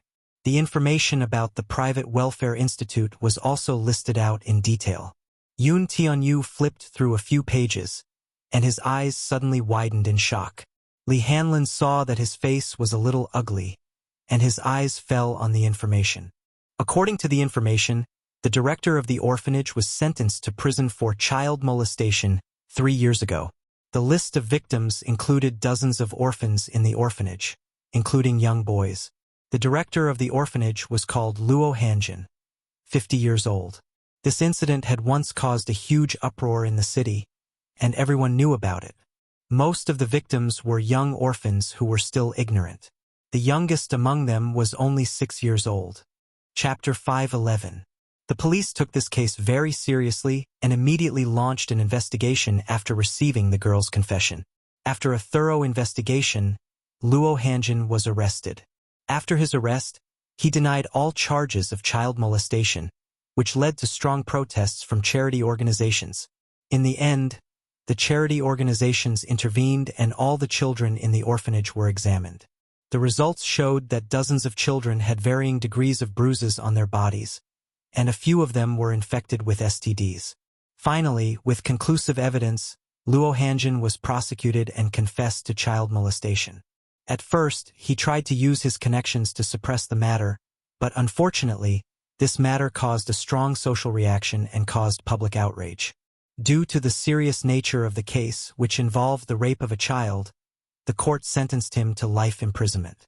What a beast! Li Hanlin shook his head. Yun Tianyu frowned slightly. I remember that Mommy was adopted by Yun Yeching from this orphanage. Hearing this, Li Hanlin's face turned solemn. Director Yun, are you worried that... Yun Tianyu clenched his fists so tightly that his knuckles turned white. His face was extremely ugly. I want to see him, Li Hanlin said. Luo Hanjin should still be serving his sentence in prison. But if you want to see him, I can arrange it. Arrange it immediately. Okay. Li Hanlin took out his phone and walked to the side. Yun Tianyu continued reading with a serious expression. At the end of the information was a list and photos of all the orphans adopted since the orphanage's opening. His eyes swept through the information and landed on one of the photos. In the photo, a beautiful girl with delicate features was looking expressionlessly at the camera. Her face was expressionless, and her eyes were empty and numb, as if there was a pool of dead water between her brows. Her jet-black hair set off her extremely thin cheeks. She seemed to be suffering from long-term nutritional imbalance. Her face was pale and dull. Her clothes looked very shabby and shabby. Was this a mommy when she was young? How could she be so thin? Yun Tianyu frowned with heartache. His slender fingers slowly caressed the photo, and his heart ached as if it were being pricked by needles. Mommy? Li Hanlin hung up the phone and walked over, only to see Yun Tianyu staring at a photo in a daze. Following his line of sight, Li Hanlin saw a photo of Yun Shishir taken at the welfare center when she was 9 years old and suddenly recalled something. When I went to the orphanage today, I learned some news. Speak. The staff at the orphanage mentioned that 15 years ago, a girl was ostracized by the teachers and children at the orphanage because of stealing. She even contracted depression because of that. Depression? Yes. Because of her depression, she once tried to go on a hunger strike. Later, she was sent to the hospital and received treatment for half a year. Because of this, when the girl was adopted, the family that adopted her donated a considerable amount of money to the Welfare Institute. This is the girl. His eyes turned cold as he slowly raised his head. Depression? Suicide? It's that serious? Yes, it's serious. Li Hanlin lowered his head and looked at the photo again. Suddenly, he felt that it looked familiar. Chapter 512. Thief. Thief. Shameless thief. It's all because of you that Xiaoro left in a fit of anger. Why are you such a lowly thief? I'm not a thief. I'm really not a thief. In her sleep, Yun Shishir clutched the blanket tightly as sweat broke out on her forehead. The lights in the room suddenly turned on. Qin Zhou pushed the door open and walked in. He had knocked on the door for a long time, but no one answered. He was worried about her, so he entered the room. At this moment, the sky outside the window had darkened. The night breeze blew in through the window, causing the curtains to flutter. He immediately walked over and closed the window. The slight movement woke up the person who was sleeping on the bed with a start. Yun Shishir opened her eyes. In her hazy vision, there was a ceiling. Then, she saw Qin Zhou's smiling handsome face. Darling, you're awake? Yun Shishir felt a slight headache. She fell asleep in a daze, but the nightmares kept on waking her up. She slowly sat up on the bed. Qin Zhou immediately picked up a cushion and placed it behind her back. When he touched her shoulder, his fingertips were scalded by her skin. His expression was slightly startled as he immediately placed his hand on her forehead and said in surprise, "You have a slight fever." Yun Shishir opened her eyes in a daze. She was not fully awake yet, so her reaction was a little slow. Qin Zhou sighed and immediately rummaged through the cupboard to get the medicine box. He sat by her bed and took out a thermometer for her to put in her mouth. Yun Shishir did as she was told. A minute later, Qin Zhou took out the thermometer and looked at it. It was 38 degrees. She had a fever. I guess the windows were open when you fell asleep. The apartment is like this. At night, the wind is especially cold. I'm afraid you've caught a cold. It's all my fault. Qin Zhou was annoyed. He poured some warm water and urged her to take the medicine. Thank you. Why are you being so polite? Qin Zhou joked. Sure. You're lucky. Where else can you find such a gentle manager like me? Yun Sure was amused by his narcissistic tone. Yes. I'm lucky to have a manager like you to take care of me. I must have done a lot of good deeds in my previous life. Of course. Qin Zhou felt a little smug from her praise, and the two of them jokingly chatted for a while. Qin Zhou suddenly smiled and asked, Have you calmed down now? Yun Sure nodded slowly. Then tell me, what exactly happened at noon? Qin Zhou's usual frivolous face was gone. It was rare for him to care about someone so seriously. Yun Sure was silent for a long time. Her gaze suddenly drifted away along with her thoughts. However, Qin Zhou was very patient and did not disturb her. After a long time, Yun Sure slowly said, These are all things of the past. I don't know if I should tell you. She had originally chosen to forget those memories, but today, after the argument with Mu Wanru, those unbearable memories seemed to have broken out of their cage. If you're willing to tell me, then I'm willing to listen. If you're not willing, then I won't force you. However, I want you to know that even though I'm your manager in name, in my heart, I treat you like family. In the future, we'll be in the same boat and share weal and woe. So you don't have to treat me like an outsider. Qin Zhou's expression was serious, and his words were sincere. Yun Sure nodded and told him about the grievances between her and Mu Wanru. Chapter 513. Does this mean that Mu Wanru is the girl who stole your jade pendant 15 years ago? Qin Zhou questioned. Yun Sure nodded, her eyes dark.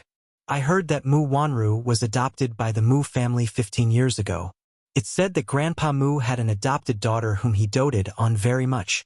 Her name is Mu Qingcheng. Although she's not of the Mu family's blood, Grandpa Mu treated her as his own and treated her as the apple of his eye. However, more than 20 years ago, Mu Qingcheng got pregnant out of wedlock. To cover up this scandal, Grandpa Mu ordered her to abort the child. Later, Mu Qingcheng went missing. In order to find his beloved adopted daughter, Grandpa Mu turned the entire capital upside down, but he still could not find her. Even so, there was still a clue, and he did not give up. Later, I heard that Qin Zhou's voice suddenly sank. Mu Qingcheng was found, but she's dead. Yun Sure's heart skipped a beat. Dead? Yes. She died in a car accident. It was too horrible to look at. Qin Zhou shook his head helplessly. Grandpa Mu was in so much pain that he wished he was dead. Later, he started looking for Mu Qingcheng's two children. Mu Qingcheng, Yun Sure said in a daze. I only know that my mother's surname is Qin and her name is Chong. Didn't your mother mention your family background to you? He asked in confusion. No. Yun Sure shook her head. My mother has been very tight-lipped about my family background. She only told me that there's a Mu family in the capital, and that there's someone called Mu Shang who's the cruelest executioner in the world. She told me not to step into their house no matter what. Mu Shang? Qin Zhou suddenly stood up agitatedly and said solemnly, There's only one Mu family in the capital, and the head of that family is Mu Shang. Don't tell me that your mother is Mu Qingcheng. Yun Sure suddenly fell silent. Qin Zhou continued, Could it be that Mu Wanru stole your jade pendant, and that jade pendant is your mother's personal keepsake? Grandpa Mu recognized the keepsake and took Mu Wanru back to the Mu family as your mother's child? Probably yes. So, you're the real daughter of the Mu family? Mu Yaja's real fiancé? Qin Zhou raised his eyebrows slightly, feeling that life was truly a fantasy. All this time, the real daughter of the Mu family had been a fake. However, the real princess ended up in the human world by accident. This was too dramatic. It could be made into a TV series. I won't go back to the Mu family. I just want her to return the jade pendant to its rightful owner. Yun Sure looked up and said, That was the last thing my mother left me. Because of that woman's selfishness, I was at the mercy of others in the orphanage. The orphanage you're talking about, I think I have some impression of it. Qin Zhou carefully recalled and suddenly slapped his forehead. Is the director of that orphanage called Luo Hanjin? Yun Shishir's face froze when she heard that. Her face turned as white as a sheet in an instant. She never knew the name of the director of the orphanage, but in her heart, that man was undoubtedly a devil. A terrifying demon who should go to hell. Chapter 514. Wasn't Luo Hanjin exposed in a scandal a few years ago? He was accused of molesting children and raping young girls. It was a big deal, and many children in the orphanage were found to have been violated to different degrees. That orphanage was privately owned. It claimed to be a social orphanage, but in private, it secretly sold those beautiful young girls to rich people to raise skinny horses. What do you mean? Yun Shishir came back to her senses and was a little puzzled by his words. Raise skinny horses? What did that mean? Qin Zhou's expression changed. Don't you know what it means to raise skinny horses? I don't quite understand. Skinny horses? It has nothing to do with horses. I think it's not that you don't quite understand, you don't understand at all. Haha, innocent girl. Qin Zhou's lips curled up and he smiled. Have you heard of Yang Zhou's skinny horses? Yun Shishir shook her head in confusion. Qin Zhou explained to her. In the entertainment industry now, many popular groups may look glamorous on the surface, but in fact, they have rich people behind them. For example, the popular Sweet Girls is actually a skinny horse raised by a record company. Many rich people like to raise skinny horses, and this is a popular trend in high society. What does it mean to raise skinny horses? Yun Shishir was a little confused. It starts from ancient times. In the Jiangnan area, there were many young girls who were specially trained to be married to rich people as concubines. Most of these girls were beautiful because they were thin, so they were called skinny horses. In the Ming and Qing dynasties, skinny horses had become a lucrative investment, and a large number of people engaged in this business. Qin Zhou paused, glanced at Yun Shishir, and continued to explain. These people specially selected young girls from poor families from all over the country.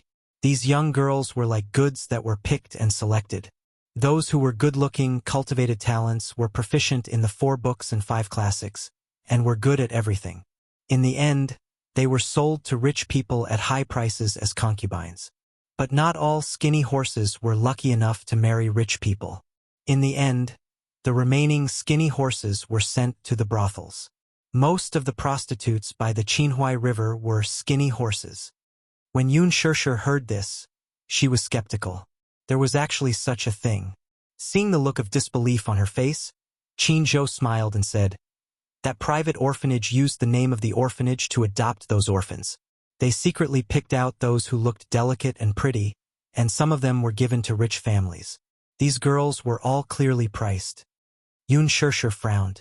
Turned out that there was so much darkness in the world that she didn't know about. His heart was filled with terror. Her dark childhood in the welfare home had taught her about Luo Hanjin's despicable and shameless ways. However, Yun Yeqing's appearance had brought her away from this abyss of suffering. For this, she was truly grateful to him. If not for Yun Yeqing, she really did not know what would have happened to her. While she was lost in her thoughts, Qin Zhou had already brought the cooked porridge over. After setting up the table on the bed for her, he placed the porridge and side dishes in front of her and said with a smile, "You must be hungry. Come and try the porridge that Lord Qin Zhou specially cooked for you. Let's see how good it is." Yun Shishir asked in surprise, "You cooked it for me? What else could it be? I saw that you didn't eat lunch and slept the whole afternoon. You should be hungry when you wake up." Chapter 515. You should be thanking me. He crossed his arms. Look, I'm not just your manager. I'm also your nanny. I've never been so considerate to anyone before. He sat by the bed and suddenly said seriously, Shishir, some things are in the past, so don't dwell on them. When there's pain, you should let go of it and not hold on to it. I've always believed in karma. This person, without saying a word, without doing anything, it was all part of his karma. If one sows good karma, one will bear good karma. Sows evil, reap evil. That Mu Wanru has evil intentions. She'll suffer the consequences sooner or later. Yun Shishir thought that his words made sense. Qin Zhou, do you believe in Buddhism? I don't believe in Buddhism, but I believe in karma. He propped his chin with one hand and said, good and evil will be repaid. Every dog has its day. Some people do evil, and no matter how late the retribution is, it will eventually befall them. On the long corridor in the prison, the sound of chains dragging on the floor was ear-piercing. A middle-aged man with white hair was walking slowly. The prison guard mercilessly kicked him. Walk faster. The prison door slowly opened. In the interrogation room, Yun Tianyu sat on a chair with Li Hanlin standing beside him. When the man was dragged into the interrogation room by the prison guard, he saw a delicate-looking little lad sitting on a chair like an elegant and cute little gentleman. However, the expression on the child's handsome and tender face was extremely cold. Luo Hanjin was pushed to the interrogation chair with his hands cuffed. Li Hanlin exchanged glances with the prison guard. The latter immediately understood and left respectfully. He felt extremely strange. After serving his sentence for so many years, he was summoned today for no reason to meet a 7-year-old child. Was he seeing a ghost? He looked warily at Li Hanlin, who was beside Yun Tianyu, and asked, who are you? Li Hanlin looked at him expressionlessly and did not speak. The little lad beside him casually said, you don't need to know who we are. Luo Hanjin, I'm here to ask you a few things, and you'd better answer me honestly. If you hide anything from me, don't blame me for being rude. Who are you? You're just a little kid, and you're talking big? Luo Hanjin's face showed a displeased look. Obviously, he didn't put this kid in his eyes. He had once been in the limelight. Even though he was now at the end of his rope, the limelight had passed, and his sentence had been reduced again and again. His original life sentence had been reduced to 10 years, and it was only a matter of time before he would be released. Hence, he did not think much of Yun Tianyu. His rude words made Li Hanlin extremely unhappy as he coldly rebuked, Luo Hanjin, don't think that everything is fine just because you're about to be released from prison. Do you believe that I will let you stay in prison for a few more years? Haha, you still haven't told me who you are. Do you think I'm a pushover? Why would any Tom, Dick, or Harry come here to show off? Luo Hanjin smiled disdainfully. His face was sloppy and uncooperative. Yun Tianyu smiled sinisterly, his beautiful eyes brimming with coldness. It seems that you won't know the immensity of heaven and earth if I don't teach you a lesson. What do you mean? Luo Hanjin stared at him suspiciously, only to see Li Hanlin walk to the door and clap his hands. After a while, 2 prison guards walked in with batons in their hands. Chapter 5:16. Luo Hanjin stared at him suspiciously, only to see Li Hanlin walk to the door and clap his hands. After a while, 2 prison guards walked in with batons in their hands. A baton hit his head, causing him to feel dizzy from the pain. Li Hanlin ordered, the prisoner is not cooperating. Do something. What do you mean? What are you trying to do? Luo Hanjin screamed, but the chair was suddenly turned upside down. Immediately after, the prison guard covered his face with a towel and slowly poured a bucket of water over him. Waterboarding was one of the cruelest forms of torture. As the towel gradually became soaked, water continuously flowed in. Due to the suction force of the towel, Luo Hanjin's nose, mouth, and teeth were all firmly stuck, making it impossible for him to breathe. Suffocation overwhelmed him like a mountain. He struggled violently, but his hands and feet were cuffed, so he could not move at all. The sound of the chains clanging against each other was crisp and clear. Yun Tianyu leisurely picked up his teacup, took a sip, and raised his head to signal the prison guard. Li Hanlin immediately waved his hand, and the prison guard hurriedly took the towel away. Luo Hanjin's eyes widened in anger as he breathed in the fresh air rapidly. His expression was twisted and hideous, as if he had just come back from the dead. Are you awake now? Yun Tianyu put down his teacup and asked. The prison guard hit him on the shoulder with a baton. Are you awake now? I'm asking you a question. I'm awake now. Luo Hanjin asked in horror. Brother, who are these two? Who's your brother? The prison guard angrily slapped him. Just tell us what we're asking you. Be honest, or else you'll have to bear the consequences. Yes, I understand. Luo Hanjin obediently nodded his head and looked at Yun Tianyu with a look of awe and respect. You'd better know your place. After saying that, the prison guard turned to look at Li Hanlin obsequiously. With a look from the latter, they obediently retreated. Wouldn't you have suffered less if you had been obedient earlier? You should know what crime you committed, right? Yun Tianyu asked unhurriedly before continuing. You should know what crime you committed, right? I know. Perhaps Luo Hanjin had suffered a lot in prison, so he had learned to be obedient when the prison guard came forward towards this child in front of him, although he felt that it was somewhat inconceivable for a child to have such a strong and evil aura. But from the bottom of his heart, he was in awe. I'm here to ask you about the two of you. Tell me everything you know. As Yun Tianyu spoke, he took out 2 photos and had Li Hanlin present them to him. Luo Hanjin glanced at the photo, still in shock. There were 2 girls in the photo, but when he looked at one of them, he suddenly remembered. Xiaoro? Luo Hanjin looked up at Li Hanlin in confusion. What's wrong with her? Do you still remember who adopted her? I remember. The Mu family in the capital. It was old Master Mu who personally came to take them away. Luo Hanjin answered. Why did Grandpa Mu adopt her? That's because she seems to have a jade pendant on her, like a personal keepsake. Grandpa Mu also has an identical jade pendant on him. When the 2 pieces of jade are put together, they are a pair. Luo Hanjin recalled for a while. I remember Grandpa Mu saying that this girl is his long-lost relative. You're sure just from a piece of jade? Li Hanlin was skeptical. Chapter 517. Jade pendant. Yun Tianyu's gaze deepened. Yes, that jade pendant, when pieced together, forms a jade pendant. I heard that it's an heirloom of the Mu family, passed down from generation to generation. That was all he knew. Yun Tianyu was deep in thought. His fingertips tapped on the table absent-mindedly as if he were plotting something. Speaking of this jade pendant, I thought of something. Go ahead. At that time, many teachers at the orphanage said that this jade pendant was not hers and was taken from another child. It's not hers? Li Hanlin was surprised. Yes, the orphanage has a record of the children it takes in, and some of their personal belongings are also registered. Ruru is an orphan, so she didn't have this jade pendant with her when she entered the orphanage. The nurses and teachers of the orphanage were well aware of this.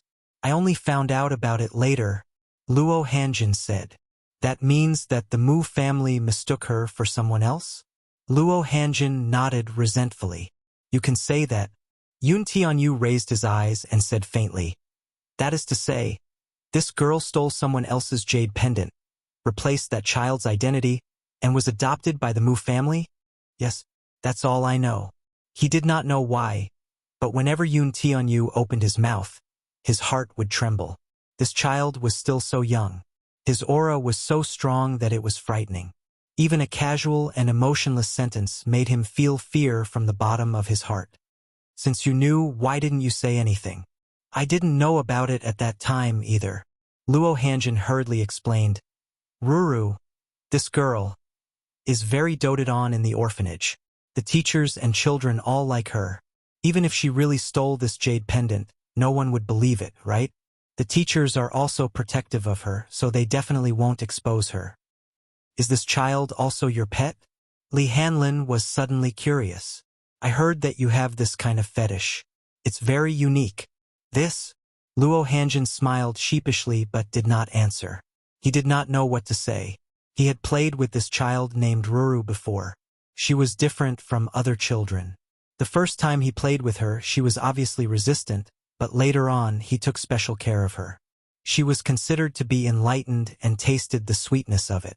Later on, when that kind of thing happened again, it was all up to him. Have you played before? Li Hanlin was an adult, so he asked him in an adult tone. Luo Hanjin pondered for a moment before nodding his head resentfully. Yes. Tisk tisk. Li Hanlin was truly disgusted. You won't even spare a little girl? Luo Hanjin's face became even hotter. What are you guys talking about? He frowned. Nothing. Li Hanlin broke out in a cold sweat.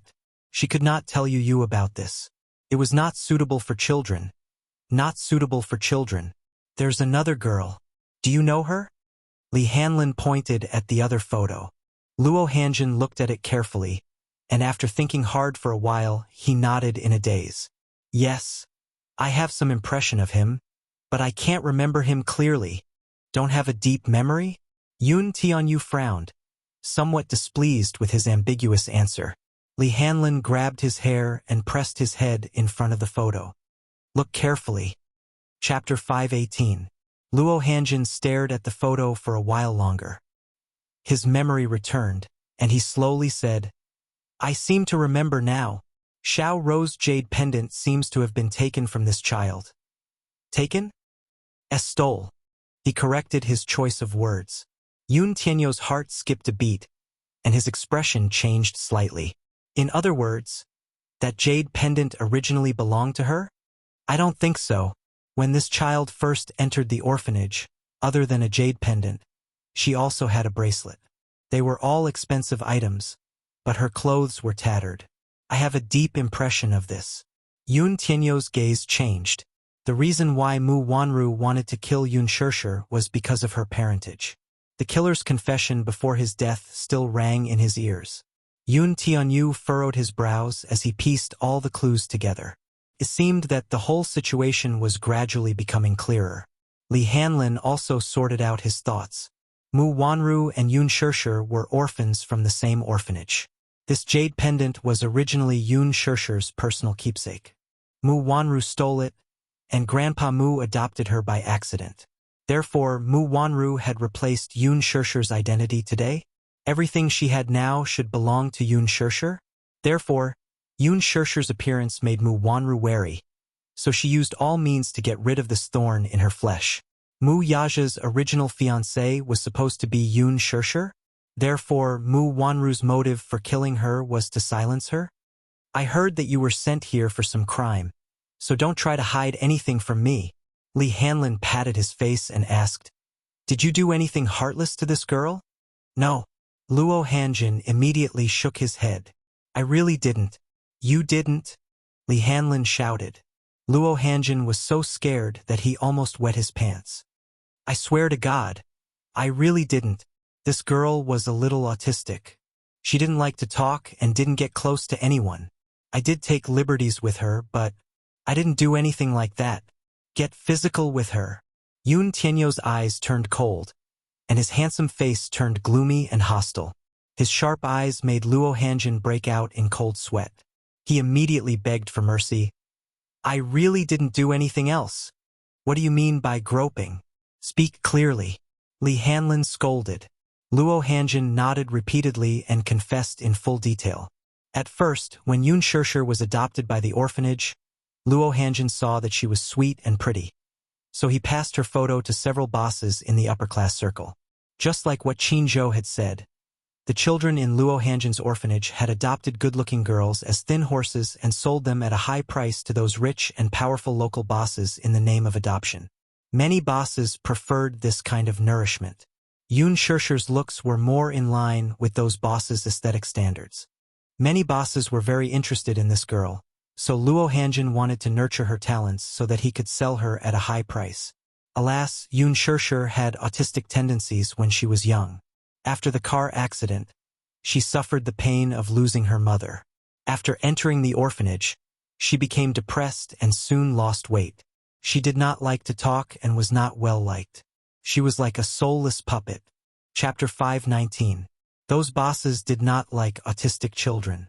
Without a market, Luo Hanjin was a little aggrieved, so he beat her up to vent his anger. It was not that he did not harbor any ill intentions toward her. He had tried to get physical with her, but she resisted so fiercely that he gave up on the idea. Later, the Yun family adopted her and donated a sky-high amount of money to the orphanage. I swear, I really didn't do anything to her. The so-called groping was only touching her hand. Luo Hanjin was so frightened that he broke out in a cold sweat. Li Hanlin's eyes were filled with disgust when he heard this. He turned to look at Yun Tianyu, only to see the latter's gloomy face. Touched her hand? Yun Tianyu's face darkened, and his lips curled up slightly. Your hand is really dirty. Luo Hanjin nodded his head repeatedly. Yes, dirty. Hehe. If you say it's dirty, then it's dirty. Since you think it's dirty, too, then what should I do? Yun Tianyu gracefully propped his chin on one hand and tapped his finger on the table. Cripple it yourself. Li Hanlin threw a small knife to Luo Hanjin. Do it. What? What do you mean? Cripple whichever hand you touched her with, ordered Yun Tianyu coldly. Luo Hanjin was stunned. Was this child joking with him? How could he say such cruel and merciless words in such a casual manner? Was he really a 6-year-old child? Are you kidding me? Sometimes the rules of this world are really interesting. You left those children with nightmares and pain that they can't erase for the rest of their lives. Now you're serving your sentence in prison. Do you really think that prison can erase your sins? Yun Tianyu slowly got up and walked up to him. His eyes were filled with disgust. What did you ask me? I've answered all your questions honestly. What else do you want me to do? What do I want? I want to dig out your heart and see if it's black or not. Yun Tianyu said blandly. It's just that I find it dirty. Luo Hanjin trembled with fear and broke out in a cold sweat. He did not doubt that this child would dare to do so and was not just trying to scare him. Why did you? He suddenly realized something and lowered his head to look at the girl's delicate face in the photo. His face stiffened, and he mechanically raised his head to look at Yun Tianyu's face in horror. Their facial features were similar. Especially between their eyebrows, they were extremely similar. Hey, who is she to you? Do it yourself, lest you dirty my hands. Yun Tianyu nonchalantly replied. If I were to make a move, it wouldn't be as simple as just crippling your hand. Luo Hanjin was startled. Looking at Yun Tianyu's pair of gloomy and chilling eyes, he fell into great fear and trembled. He had never believed in retribution. Even though the truth had been exposed and he had been sent to prison, he had seen his sentence reduced over the past few years through various means. He was even more convinced that the retribution was just a joke. But retribution would really come. And now it was here. He could tell that this child was not a simple character. Luo Hanjin's entire body trembled as he fell into extreme despair. Li Hanlin asked kindly, Do you need my help? Chapter 520. Ah! A blood-curdling scream echoed in the interrogation room. Continue. I was wrong. I was wrong. Amid the excruciating pain, Luo Hanjin gritted his teeth and stabbed a second time. His legs trembled as he sank into madness. When the prison guard brought him back to the prison, Luo Hanjin was in a daze. He kept begging for mercy with bloodshot eyes and an ashen face. Yun Tianyu watched coldly as the man was dragged away. His expression was cold and tense. Li Hanlin sighed, carried Yun Tianyu in his arms, and slowly left. Agent Li, my heart aches for my mommy. What exactly did she go through? Depression? Misanthropy? What kind of darkness did she go through? My heart hurts so much. Yun Tianyu let him carry him. His little hand clutched at his chest, feeling as if it was about to bleed. Li Hanlin could only sigh. He thought to himself, compared to Yun Shishir, my heart aches for this child more. How should we deal with Mu Wanru next? That woman is vicious. She deserves to die. Yun Tianyu's eyes were dark and gloomy. His heart was slowly filled with hatred. Following that, his lips curled into a sinister smile. I won't let anyone who hurts mommy off. Mu residence. As Mu Yichen walked down the stairs, he suddenly felt a sharp pain in his heart. He paused in his steps and clutched his chest tightly. He felt an inexplicable pain in his heart that almost made him suffocate. Yichen, what's wrong? Seeing his solemn look, Mu Wanru knew that his old illness was acting up. Mu Yichen ignored her question and went down the stairs on his own. Mu Wanru's face stiffened. She thought to herself, this child is not my biological child. He's distant from me and is not close to me at all. Mu Wanru's lips curled into a cold smile as she followed him down the stairs. The servants had already prepared dinner. She could not help asking, "Where's young master?" "Daddy's schedule tonight is a direct flight to England to settle an acquisition case," Xiao Chen said. "I overheard it when I passed by the study room yesterday."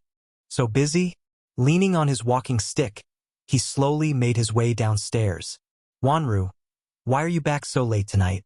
Mu Wanru felt guilty for a moment and said perfunctorily, "I went shopping and bought some clothes for myself." "Oh, have a seat." After Mu Shang took his seat, Mu Wanru and Mu Yichen slowly took their seats. At the dining table, Mu Wanru suddenly raised her head to look at her grandpa and asked in a roundabout manner, "Grandpa, there's something I don't know if I should ask." "What is it?" Mu Wanru cautiously asked. "6 years ago, I was diagnosed as infertile. Is that true?" Mu Yichen raised his head and looked at Mu Wanru in confusion. He seemed to have seen the word infertility on TV before. It had been introduced in a program before. It meant that one could not have children. Mu Shang slowly put down his chopsticks with a solemn look. "For this matter, I've invited all the authoritative experts in the country and abroad. They all said that you're infertile and can't have children. Could it be that I'm really infertile?" Mu Wanru pretended to be indignant. "Grandpa, I really want to give birth to a child for the Mu family to continue the family line." "Grandpa understands your feelings." Mu Shang knitted his brows. "But this matter can't be forced." Chapter 521. The latter was stunned. Mu Yichen showed a look of disdain on his face. Younger brother? He only had one younger brother. He would not acknowledge the child she gave birth to. Mu Yichen frowned. Yun Tianyou's cold and arrogant face appeared in his mind. This was the only brother he would acknowledge in his life. He would not acknowledge anyone else. "Grandpa, Wanru, this matter can't be rushed. When fate comes, success will follow naturally." The old man hurriedly consoled her, thinking that she was just worried about her child. Mu Wanru knew how to read people's expressions and knew that she would make mistakes if she spoke too much.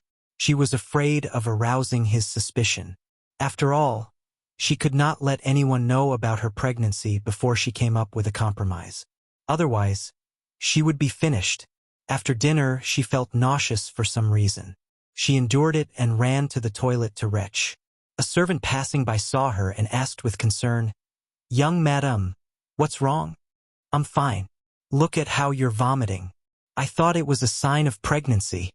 Mu Wanru's face stiffened and she glared at her viciously. The latter knew that she had misspoken and retreated with her head lowered.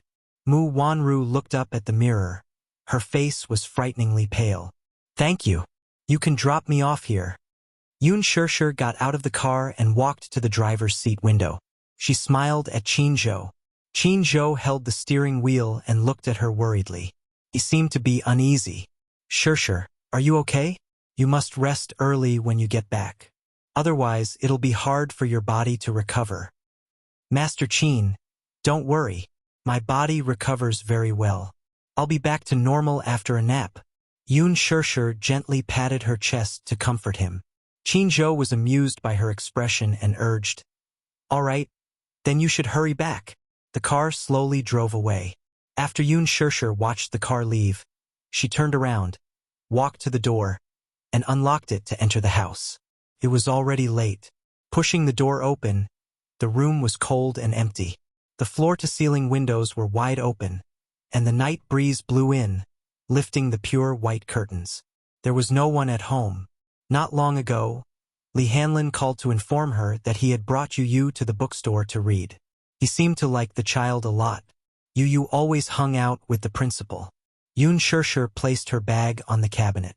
Suddenly, she felt a chill. Using the moonlight shining through the window, she walked to the window and closed it. In the enclosed space, she suddenly smelled a wisp of smoke. Why is there the smell of smoke? He had quit smoking many years ago. Yu would never smoke.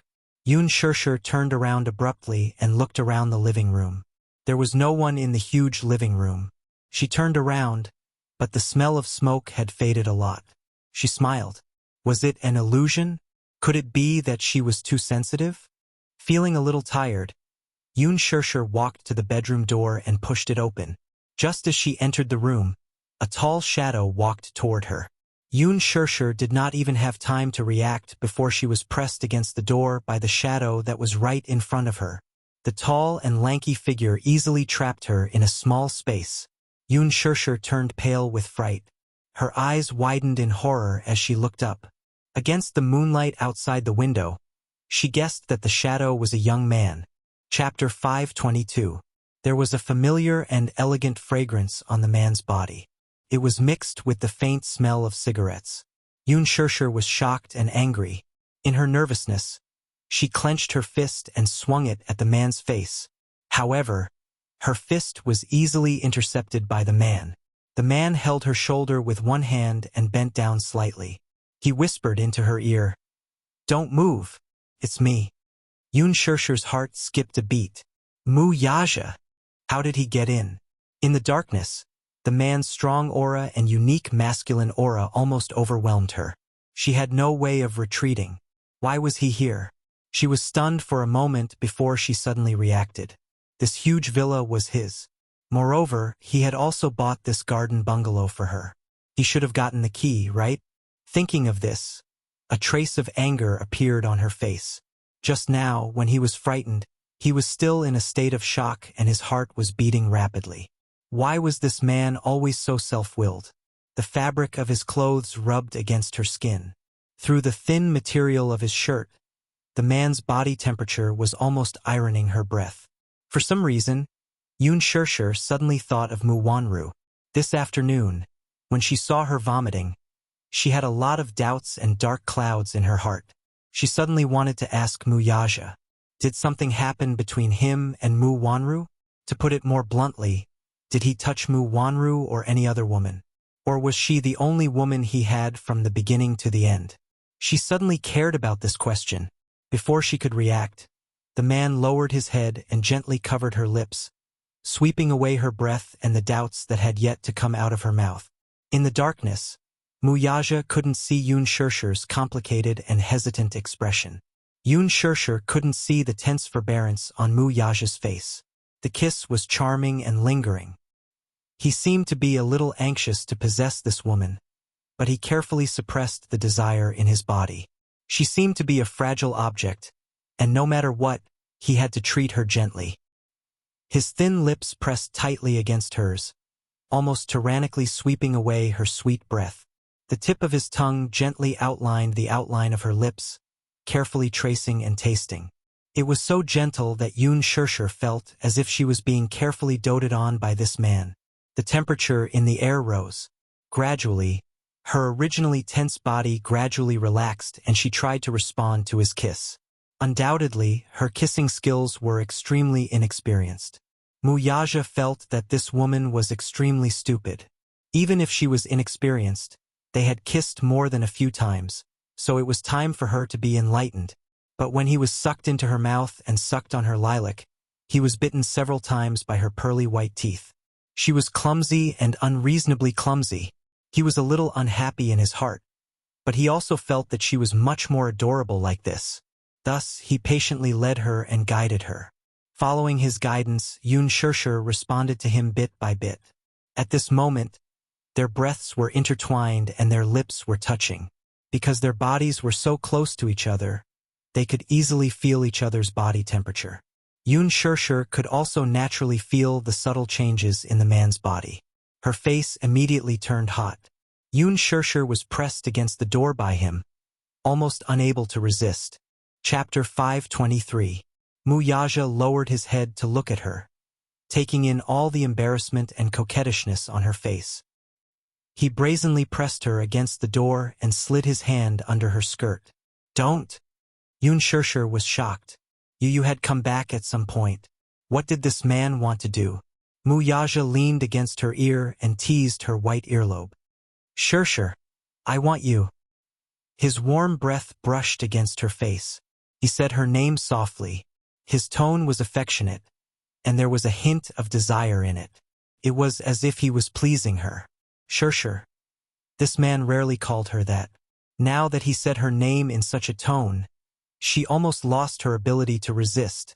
This man had the ability to make any woman lose the ability to struggle. While she was lost in thought, the man's hand moved deeper into the unknown territory. Yoon Shirshir held his hand tightly and said angrily, "Don't mess around." Mess around? Mu Yaja was a little displeased by her careless choice of words. He just missed her very much. Tonight, he was flying straight to London.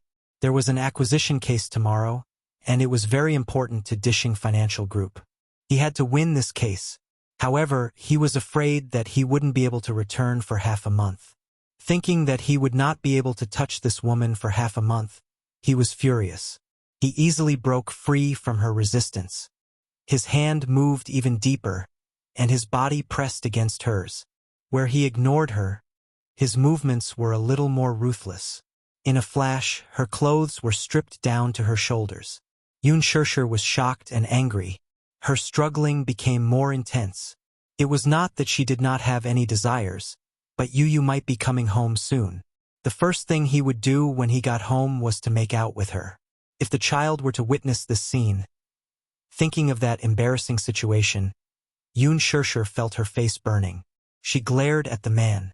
In the dark, the man ignored her warning eyes and kissed her again.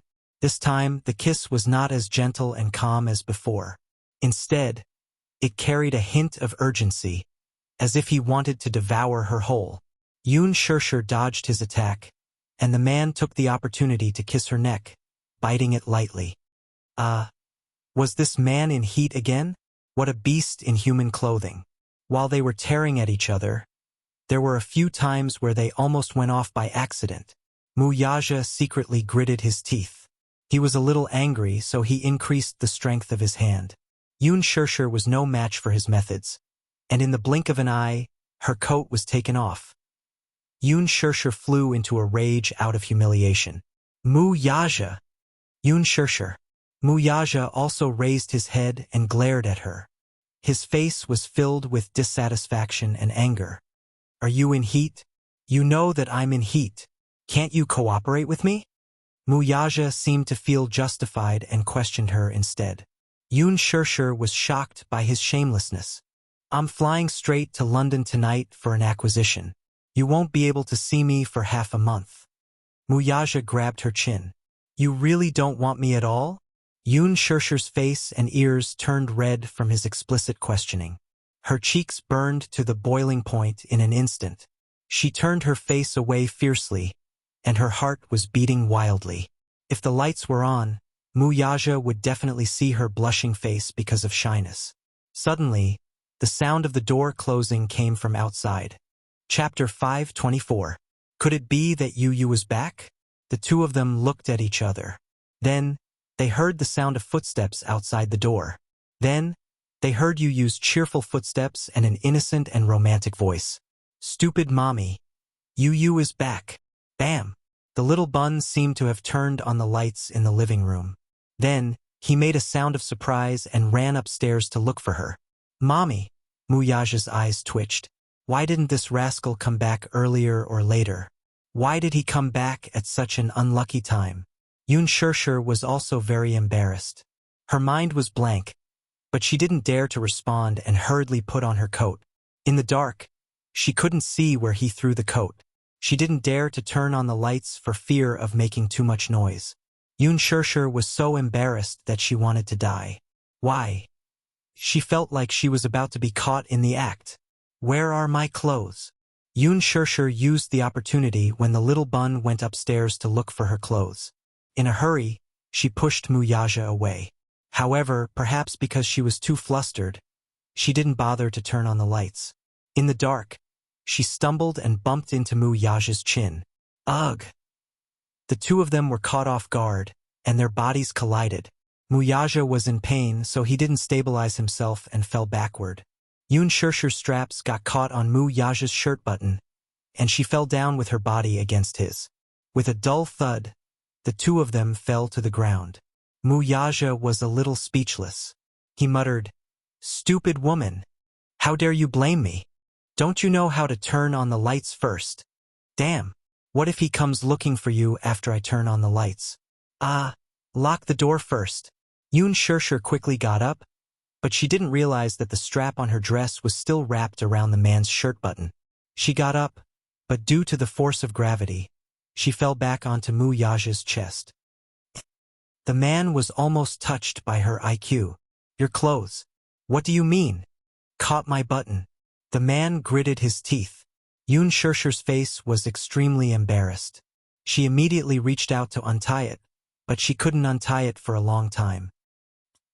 Mu Yaja was both angry and amused. Why did he end up in such an awkward situation when he wanted to spend some time with her before he left the country? Turn on the lights first. Stand up first. How are you going to stand if my clothes are twisted and buttoned up? How am I supposed to turn on the lights with you on top of me? The man was silent for half a second. Where's the switch? Yoon Shirshir held her forehead and sighed. She was about to break down. Yoon Tianyu wandered around upstairs but did not find anyone. He then ran to the rooftop to take a look. His mommy had some plants there, and she would usually water them when she got home. There was no one on the rooftop either. The little lad was puzzled. Could it be that she was not home yet? He was a little worried, so he quickly took out his phone and dialed Yoon Shirshir's number. After a few seconds of silence, a ringtone was heard from the living room downstairs. Black lines appeared on the little bun's forehead. Was she downstairs? Thus, he hurried downstairs and followed the ringtone to find Yoon Shirshir's bag on the cabinet. Was she already home? The corner of his eyes twitched violently. Why did no one respond to his call? Then, was Mommy playing hide and seek with him? Mommy, where are you? Yu is home. I want kisses and hugs. The man in the room heard him and was stunned. Why was this little bun so different in front of people and behind them? Chapter 525. What a mischievous person. He was cool and arrogant in front of him. But why did he become so adorable in front of Yoon Shirshir? Yoon Shirshir finally unbuttoned the straps on his shirt. When she heard his soft and adorable voice, she instinctively opened her mouth to respond. But before she could utter a word, she quickly covered her mouth in shock. Both of them looked at each other. Yoon Shirshir gestured at Mu Yaja to keep quiet. Shoo! Now, even Mu Yaja could not help but feel that the two were not being affectionate and were having an affair. It was as if they were caught red-handed. Yoon Shirshir put on her coat and looked around. She walked to the floor-to-ceiling window and pulled it open. Outside was the courtyard. She turned to look at Mu Yaja and urged him in a low voice, "Leave quickly!" Mu Yaja was inexplicably angry and snorted. "Why should I leave?" Yoon Shirshir was stunned. Yu is back. You should leave first, okay? I'm not leaving. I haven't kissed or hugged you. Do you think I'll leave just because you want me to? Mu Yaja leaned against the wall elegantly and mimicked Yu's tone. Yoon Shirshir's lips twitched violently. Stop fooling around. I'm not fooling around, Mu Yaja said coldly. You're a child, too. Yoon Shirshir was so angry that she laughed. Why were the father and son alike? Was it really a matter of genetics? When it came to acting shamelessly, the father and son were exactly alike. Outside the door, Yoon Tianyu took a stroll in the bathroom and saw that the light was on through the crack of the door. Yoon Shirshir had washed her hands when she came back and forgot to turn off the light. The little bun thought that she was bathing inside, so he leaned against the door and asked softly, "Mommy, are you bathing inside?" There was no response for a while. Then, "Mommy, I'm coming in." Little Munchkin covered his eyes and carefully turned the doorknob to enter. She peeked in the direction of the bathtub through the gaps between her fingers. No one? Little Munchkin crossed his arms in defeat and huffed angrily. Where is Mommy hiding? Went out? How could he not bring his phone with him when he went out? He walked out of the bathroom and looked at his mommy's bedroom. Through the crack in the door, she saw that the lights were off in the room, but there were shadows flashing by. Yoon Tianyu cocked a brow in suspicion. He walked to the door and knocked on it. "Mommy, I know you're inside. Can I come in?" Yoon Shirshir's lips twitched as she glared at Mu Yaja. The latter had a relaxed look on his face, and there was no trace of panic on his face. He crooked his finger at her, and then his slender finger gently tapped his cheek as a hint. Even though Yoon Shirshir was angry, she couldn't do anything to him. She walked in front of him. The man grabbed her arm and pulled it hard, and she fell into his embrace. Yoon Shirshir gritted her teeth, tiptoed, held his handsome face, and kissed his thin lips. The kiss deepened. The kiss was urgent and anxious. Wuxia was a little displeased. This woman actually chased him away for her son? Hence, he bit the corner of her lips. Yoon Shirshir pursed her lips in pain and pulled away from his. She glared at him fiercely, asking with her eyes, "Are you satisfied now?" Wuxia looked at her embarrassed expression with a teasing look in his eyes. Seeing that the door was not locked, Yoon Tianyu turned the doorknob. Just as he pushed the door open, the lights in the room lit up with a click. Slightly startled, Yoon Tianyu looked over. Chapter 526. He saw Yoon Shirshir standing by the bed with her hands behind her back. She looked at him with a smile. "Baby, you're back." Yoon Tianyu was stunned for a moment before he fixed his eyes on her face. He scanned her from head to toe. Yu's gaze then landed on her neck. There was a faint mark of intimacy there. Although it was not eye-catching, it made Yoon Shirshir's snow-white skin look exceptionally red. Yoon Tianyu's eyes met hers. He was startled and raised an eyebrow suspiciously. He saw Yoon Shirshir standing by the bed with an embarrassed expression. Her clothes were a little messy, especially at the collar, which had some creases. She forced a smile on her face, but it could not hide her panic and embarrassment. Her eyes revealed an unnatural smile, especially under Yu's suspicious gaze, which made her smile look even more awkward and stiff. "Yu." Yoon Shirshir called out to him awkwardly. Following his gaze, she realized that her clothes were a little wrinkled. She then smiled awkwardly, only to see Yu's eyes still sizing her up. As if he had caught some clues, the expression on his young face darkened. His gaze made her feel extremely awkward. There was a moment of dead silence. Yoon Shirshir broke the awkwardness. "Yu, what's wrong with you?" Yu was silent for a moment before he glanced at her from the corner of his eyes. With a strange look, he asked, "Mommy, I called you so many times. Why didn't you reply to me?" "Because, Mommy, are you doing something sneaky?" Yoon Shirshir's face turned red as she choked on her words. She had no words to explain. She sat by the bed and patted it. "Come, Yu, sit." She tried to change the topic. Yu was still suspicious. He looked around and saw that the room was neat and tidy. There was nothing out of the ordinary. Only then did he dispel some of his doubts. He walked over and threw himself into Yoon Shirshir's arms. "Mommy." Yu frowned when she threw herself into Yoon Shirshir's arms. His nose was especially sensitive, and he immediately smelled the fresh and elegant fragrance on Yoon Shirshir's body. His sharp nose told him that it was a man's perfume, a little like cologne. When he used to go shopping with his mother, he had smelled the same scent when they passed by the perfume counter. Yu's heart skipped a beat. She felt that this fragrance was strangely familiar. "Wuxia?" He was here. Yoon Shirshir lowered her head and held his smiling face. She kissed him on both cheeks and intimately rubbed the tip of his nose. However, she saw that his expression was a little strange. "Yu, what's wrong?" "Mommy's body smells like perfume." Yu looked at her with a pout and didn't mince his words. Yoon Shirshir stuttered awkwardly. "That's Mommy's perfume." "Nonsense. Mommy's body smells good. She never wears perfume." Yu mercilessly exposed her lie. Yoon Shirshir's expression froze. Was this child usually so observant? He even knew whether she wore perfume or not. Yu decided to get to the bottom of this. Hence, he pointed at the red mark on her neck and asked, "What's this?" "Where?" "Here. It's red." Yu narrowed his eyes and continued to ask. Chapter 527. When did he leave it? That bastard. Yu chased after her and asked, "Mommy, what's that?" "It's a mosquito bite." "That's not a mosquito bite." Yu placed his hands on his chest.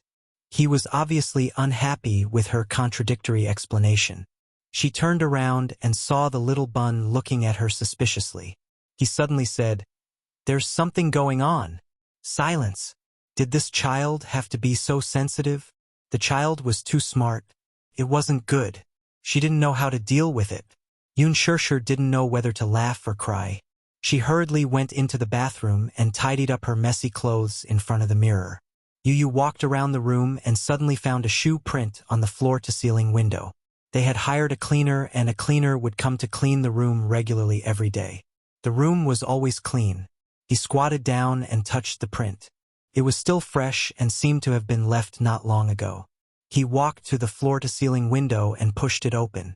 He walked to the balcony and turned on the lights in the courtyard. He looked around. Who? There was a melodious whistle. Yu's expression changed. He looked in the direction of the sound and saw a tall man standing under a tree in the courtyard with his hands in his pockets. Who's that? Wuxia slowly walked out from under the tree. Under the light, his handsome face broke into a sinister smirk, which was full of evil intent. He was wearing a shirt with the collar slightly open. There was also a red kiss mark on the same spot as Yoon Shirshir's. It was bright and eye-catching. Wuxia smiled evilly and looked at Yu provocatively. This man was clearly openly provoking him. Yu clenched his fists in anger. His expression turned cold and he looked unhappy. Wuxia, however, seemed to ignore the anger on his face as he turned around and boldly left through the courtyard's back door. When Yoon Shirshir returned to the room, she saw Yoon Tianyu standing on the balcony outside the window. His stiff back showed a hint of anger. What's wrong? Yu? Yoon Shirshir walked over and squatted in front of him. Yoon Tianyu's handsome little face scrunched up in sadness. His eyes were brimming with tears. He looked so aggrieved that it was as if the sky was about to collapse on him. His little mouth pouted high into the air. I'm not happy. I want mommy's kisses and hugs. He had been working so hard outside, only to find that his dear mommy had been snatched away by that man. She had been kissed and hugged. She did not feel happy. Yoon Shirshir immediately hugged him and coaxed him. Yu baby, what's wrong? Mommy betrayed me. Yu cried as he rubbed his tears. Mommy must have other babies in her heart. Yu is no longer the first in her heart. Yoon Shirshir broke out in a cold sweat and quickly coaxed him. No. Yu will always be the first in mommy's heart. No one can replace you. Woo. I don't believe it. Yu complained tearfully. Mommy's heart has changed. Mommy doesn't love Yu anymore. Yu's heart hurts so much. Woo. Is shattered into pieces. Chapter 528. Nonsense. Yu's heart was fine. How could it be broken into pieces? Come, let mommy give you a kiss. Yu, don't cry. Thus, she cupped Yu's face in her hands and gave him a big kiss. Yu's tears streamed down his cheeks as he moved his other cheek to her with an aggrieved look. This side. Yoon Shirshir quickly added another kiss. Kiss me on the mouth. Yu pouted his pinkish lips aggrievedly. Yoon Shirshir did not know whether to laugh or cry as she gave him a light peck on the lips. Mwah. Yu was finally satisfied and stopped crying. The child's face was really like the weather in June. It could change at any moment. He was complaining about her tearfully earlier, but after a few kisses, his tears turned into smiles as he hugged her shoulders. Yu cursed inwardly. Wuxia, how dare you snatch mommy from me? Just you wait. The little lad returned to the study room, locked the door, and sat in front of the desk. He turned on the computer system and the remote control. The bookcase slowly opened to reveal a large screen wall. He opened the system interface and typed furiously on the keyboard. The interface soon showed the city's transportation system. Li Hanlin had previously mentioned to him that Dishing Financial Group had an important acquisition project. Tonight's flight was flying directly to London, England. They were probably on their way to the private airport now. Yoon Tianyu propped his head on his hands as his pink lips curled into a devilish smile. He stared at the screen and keyed in a series of commands. He successfully hacked into the system. 10 seconds later, he looked at the crisscrossing route system on the screen with a satisfied look on his face. He quickly glanced at it, and the 10 routes to the Mu Group's private airport appeared in his mind. He sneered and entered another command. He hit the enter key, and the dozens of routes on the screen turned red. Muyaja, you want to play with me? Naive. Honk, honk, honk. Beep, beep, beep. On the Hawaiian elevated highway, the sound of horns and car horns rose and fell one after another, piercing one's eardrums, causing one to be unable to help but feel depressed. Looking from afar, the dense tail lights of cars on the highway, which was tens of kilometers long, made one's scalp tingle. Chairman Mu, there seems to be a traffic jam ahead. The driver turned around and asked anxiously. Muyaja was originally staring at the screen of his laptop and browsing through his emails. Hearing this, he raised his head. Unknowingly, the cars outside the window were packed together, making it difficult to move. What happened? There's a traffic jam? Didn't I tell you to avoid the traffic? Chairman Mu, this road has never been blocked before. It's the fastest route to the airport. The driver defended himself. It seems that there's something wrong with the signal in front. Signal malfunction? Yes. It seems that the signal lights on the outer ring line are malfunctioning. So there's a traffic jam. Damn it. Muyaja raised his wrist to look at the time. There was not much time left before tonight's final flight. If he missed tonight's flight, if they missed the flight, they would have to submit a new application for the private flight route. If that happened, they would not be able to make it in time for tomorrow's acquisition. It was not rush hour at all.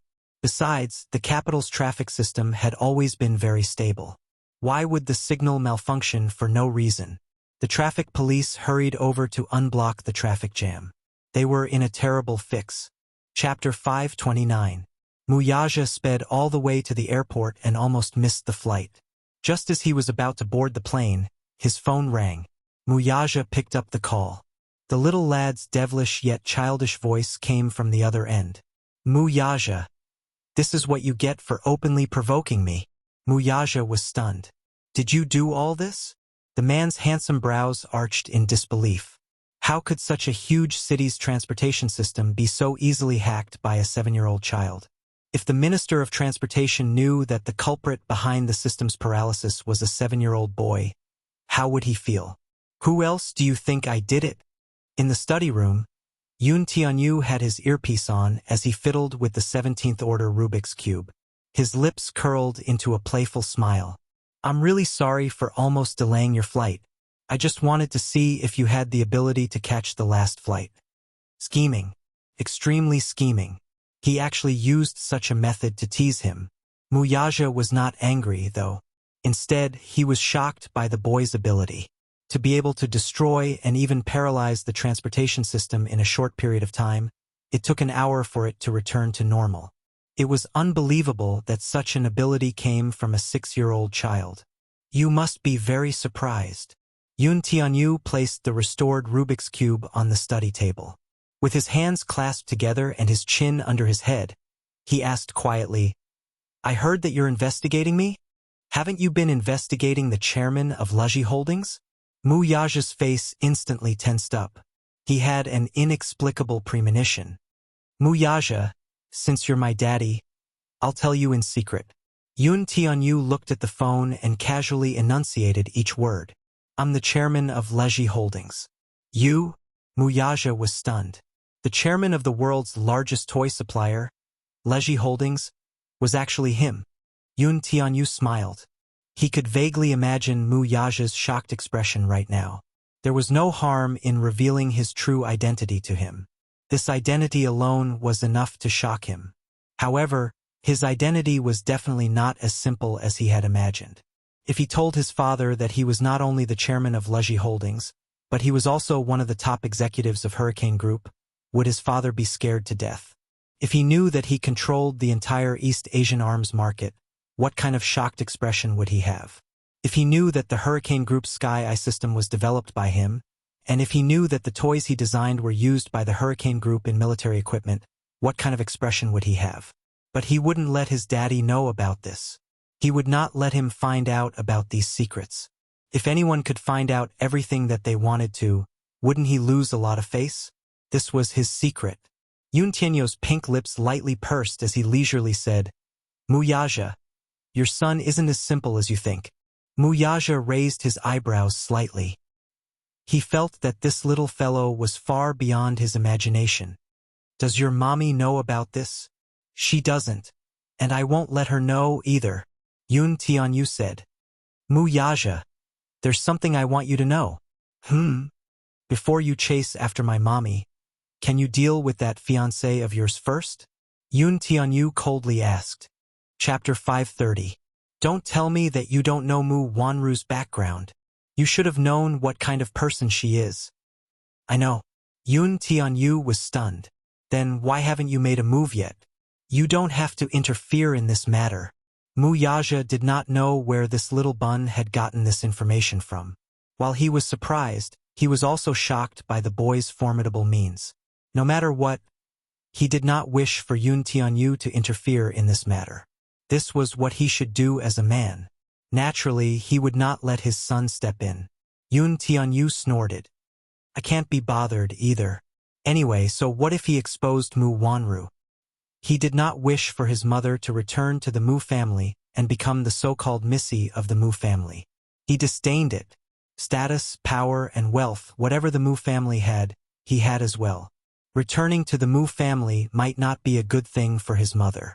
It was not that he had not met Grandpa Mu before, but he did not like him from the very beginning.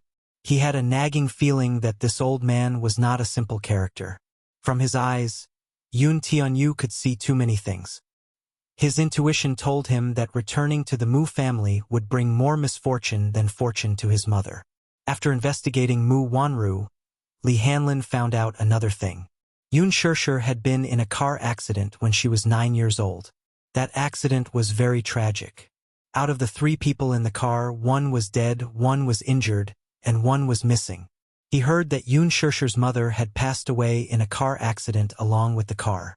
Li Hanlin, on the other hand, found out that the car accident was not a simple accident. He heard that in the early years, Mu Shang doted on his adopted daughter Mu Qingcheng very much. For generations, the Mu family had a golden carved jade pendant that was passed down to the male and not the female. It was only passed down to the heir. At that time, Mu Lianqing was the Mu family's second heir. Yet Mu Shang gave this jade pendant to Mu Qingcheng as a personal keepsake. One could imagine how important she was to him. Later, she fell in love with a smuggler and got pregnant before marriage. This made Grandpa Mu furious and even forced her to abort the child in her womb. Mu Qingcheng refused to comply and left the Mu family. From then on, her whereabouts were unknown. In order to find his beloved daughter, he did not hesitate to turn the capital upside down. A few years later, it was rumored that Mu Qingcheng was hunted down by the underworld. Her car overturned during the chase and she fell off a cliff. But was it really because he was being hunted by the underworld? Li Hanlin even suspected that Mu Qingcheng's car accident had something to do with this man. Rumor had it that Mu Shang loved his daughter so much that his love for Mu Qingcheng was almost twisted.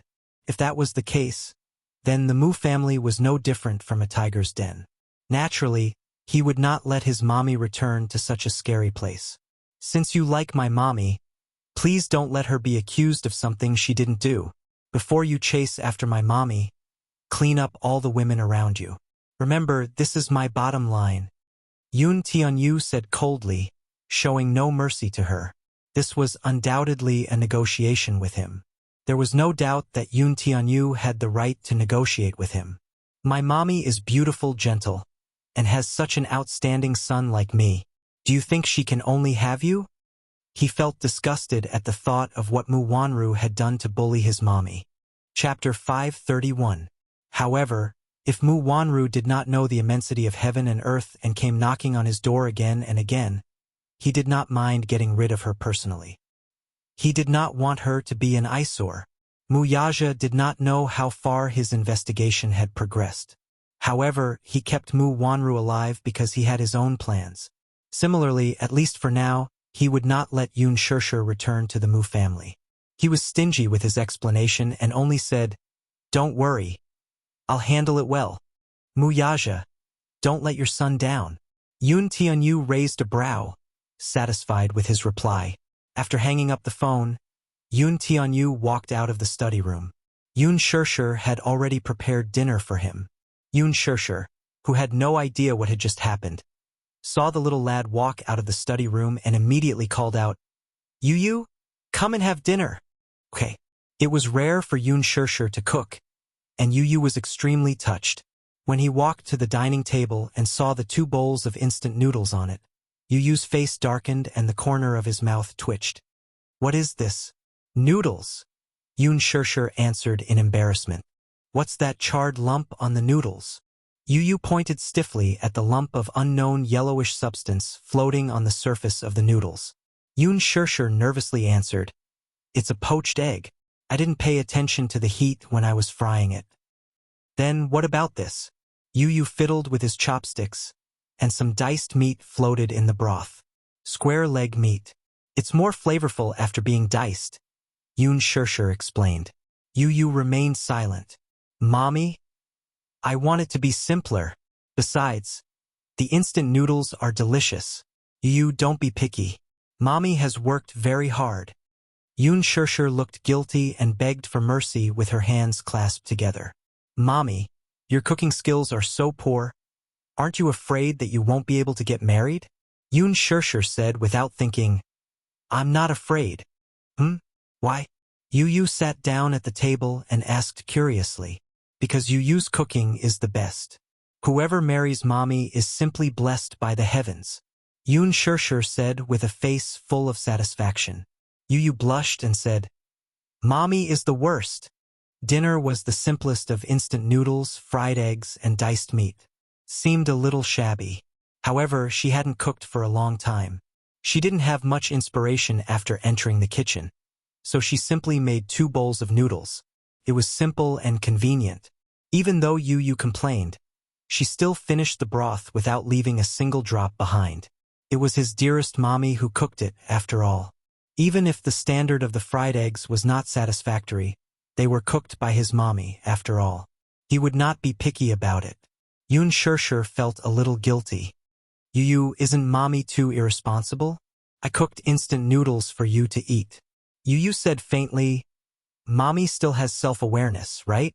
Yun Shirshir was silent. "Forget it. I forgive you."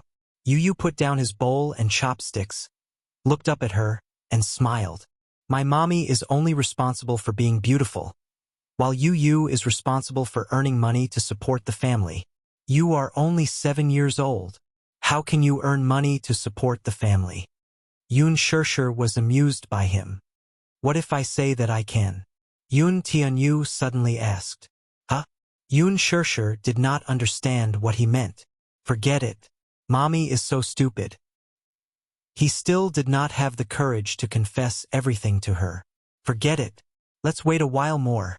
I'll find a suitable opportunity to confess everything to her." Chapter 532. On the private jet. Muyaja sat leisurely on the sofa, stirring his coffee absent-mindedly.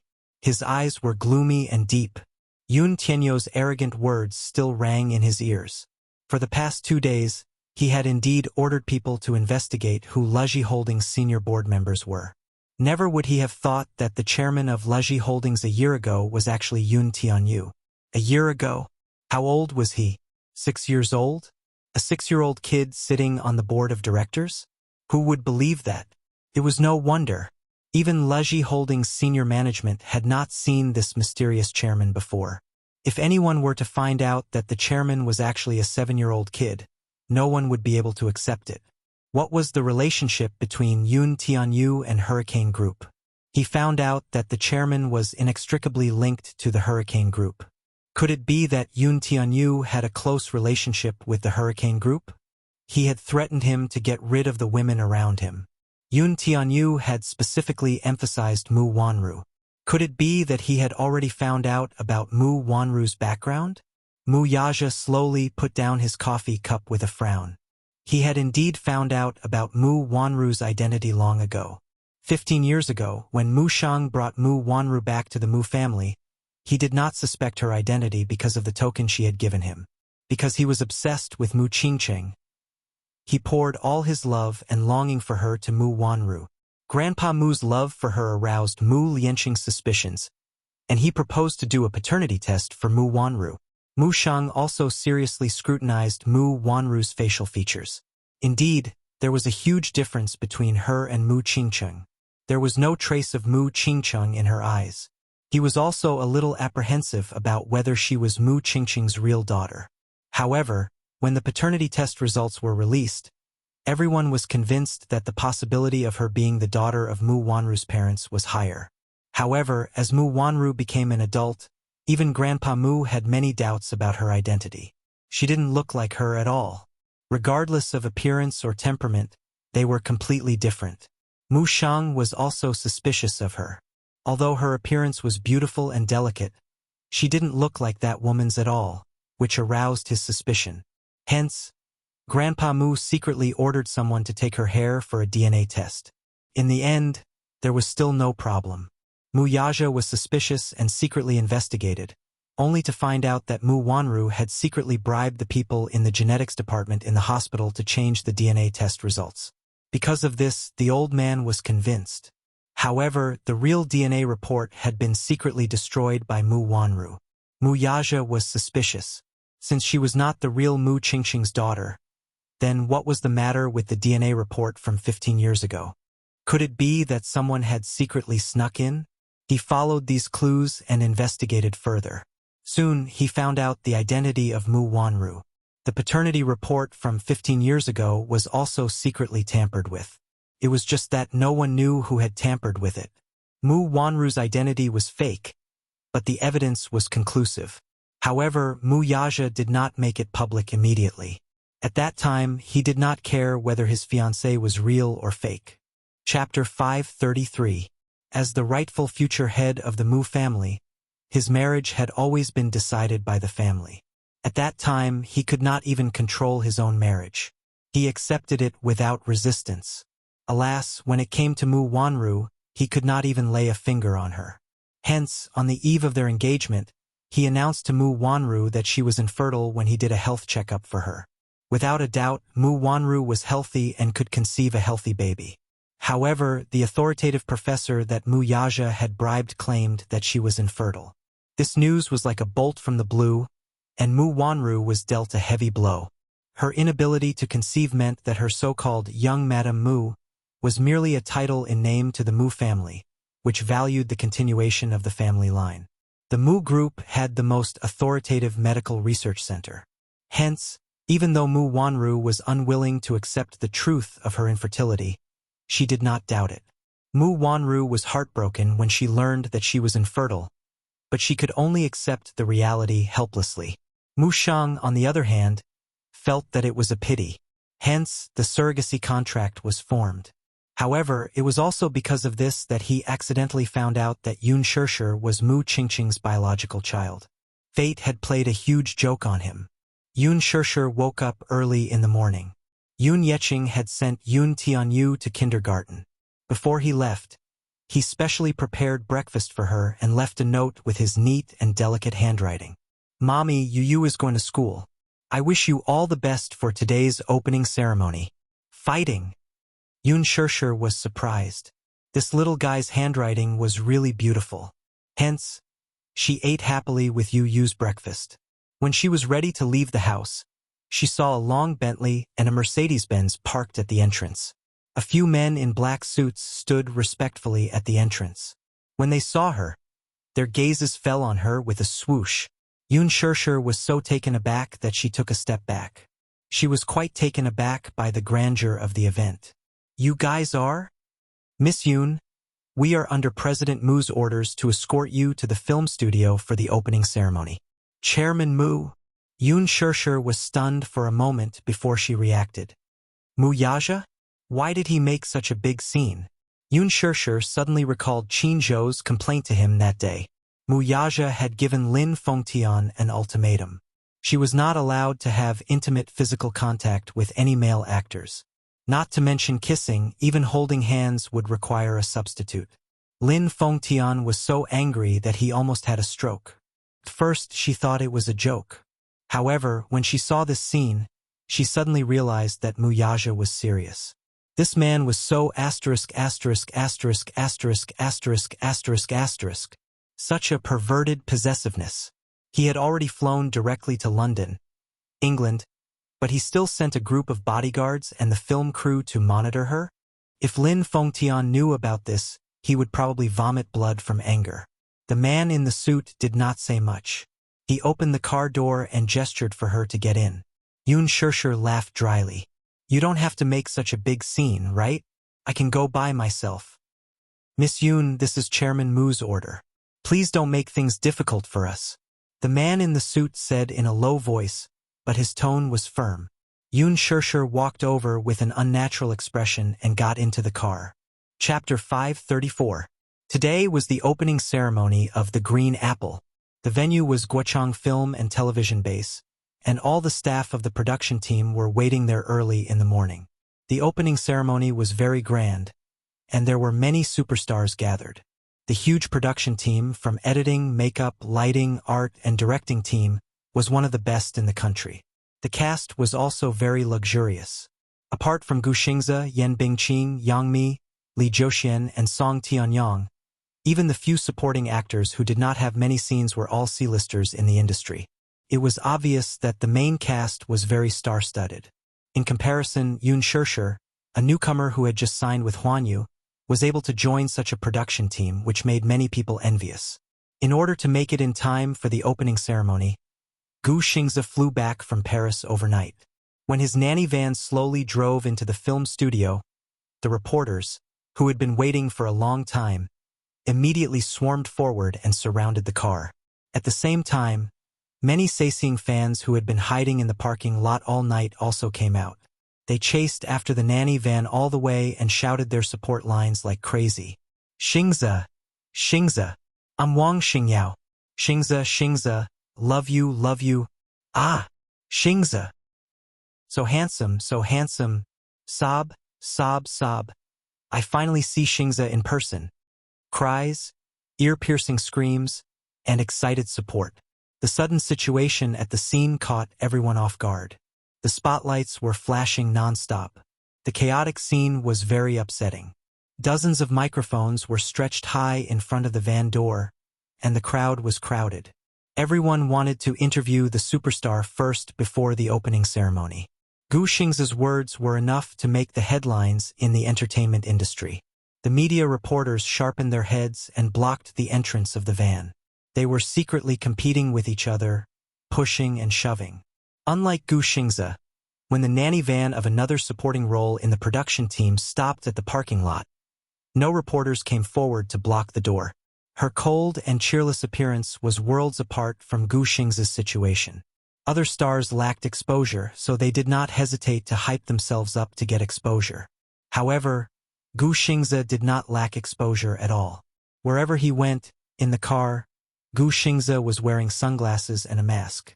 He was looking at the crowd outside the window with a gloomy face.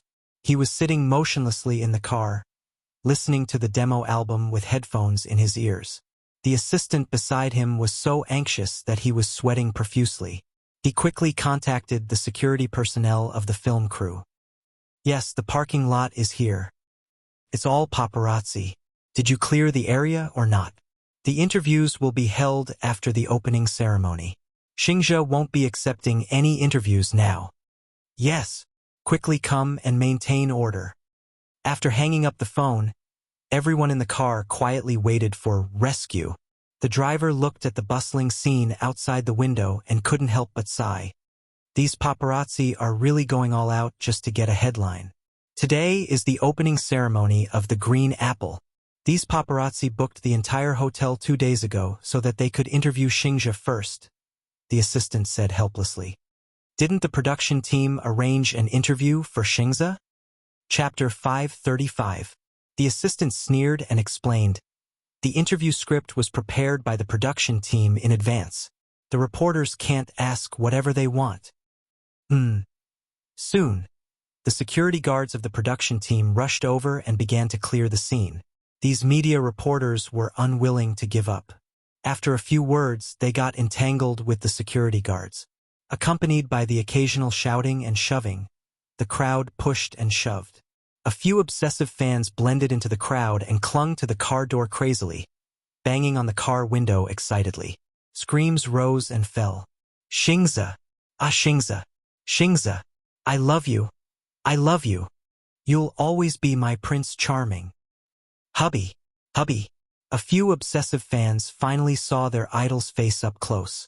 They could no longer hold back their excitement and tears streamed down their cheeks. Gu Xingzi ignored them. The assistant was stunned and speechless. F***CK. Must they be so crazy? Do these people have any integrity? This is too exaggerated. The opening ceremony is about to start.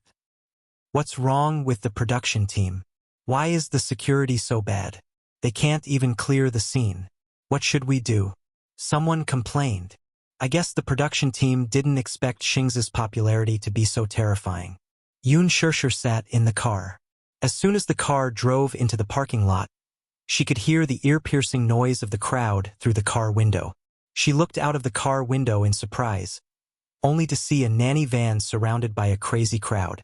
Among them, there were the security guards of the production team.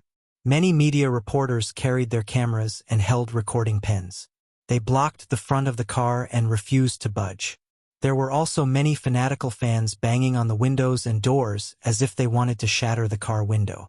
The crazy scene made everyone speechless. What was going on? Yun Shishir shuddered with fear as she watched. In the past, she had only seen such a scene on television. However, at this moment, the feeling of being in the situation was terrifying. The car came to a steady stop. Yun Shishir got out of the car. At this moment, the sun was already a little dazzling. The bodyguards immediately held up an umbrella to shield her from the sun. The group of people carefully hugged her and walked quickly to the set.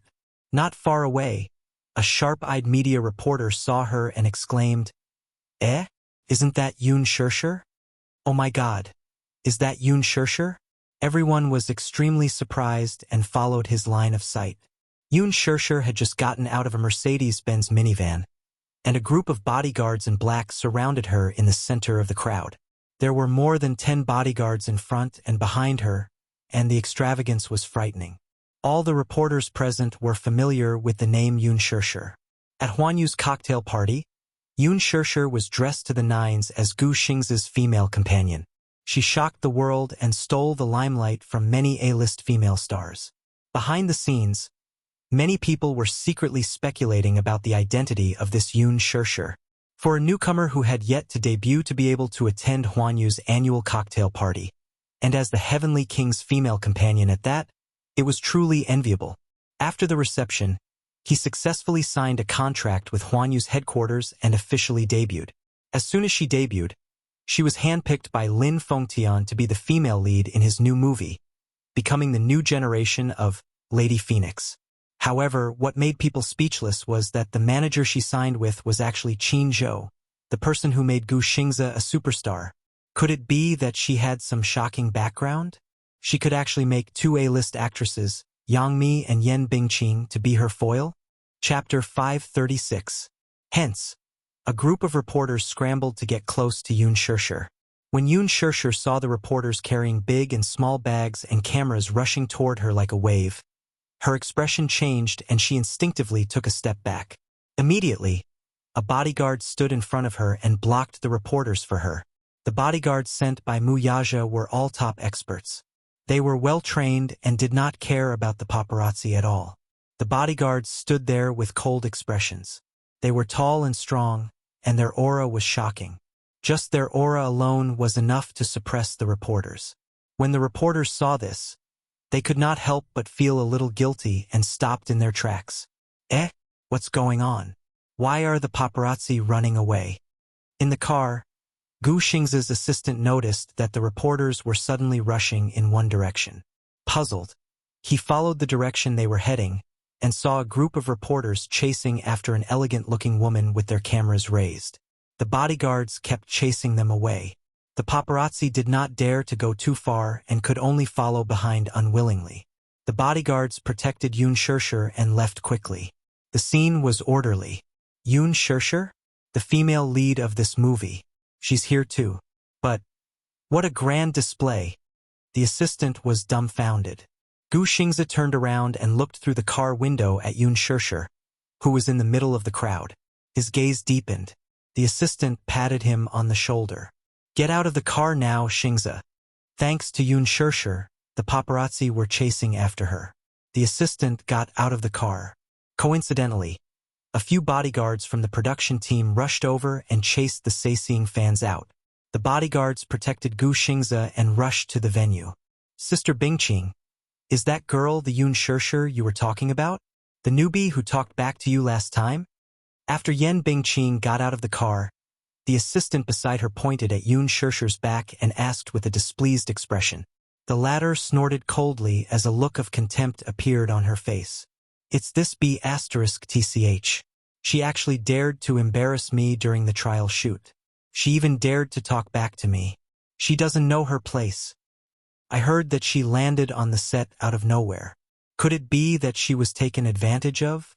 Otherwise, with her standard, how could she have so many resources when she just debuted?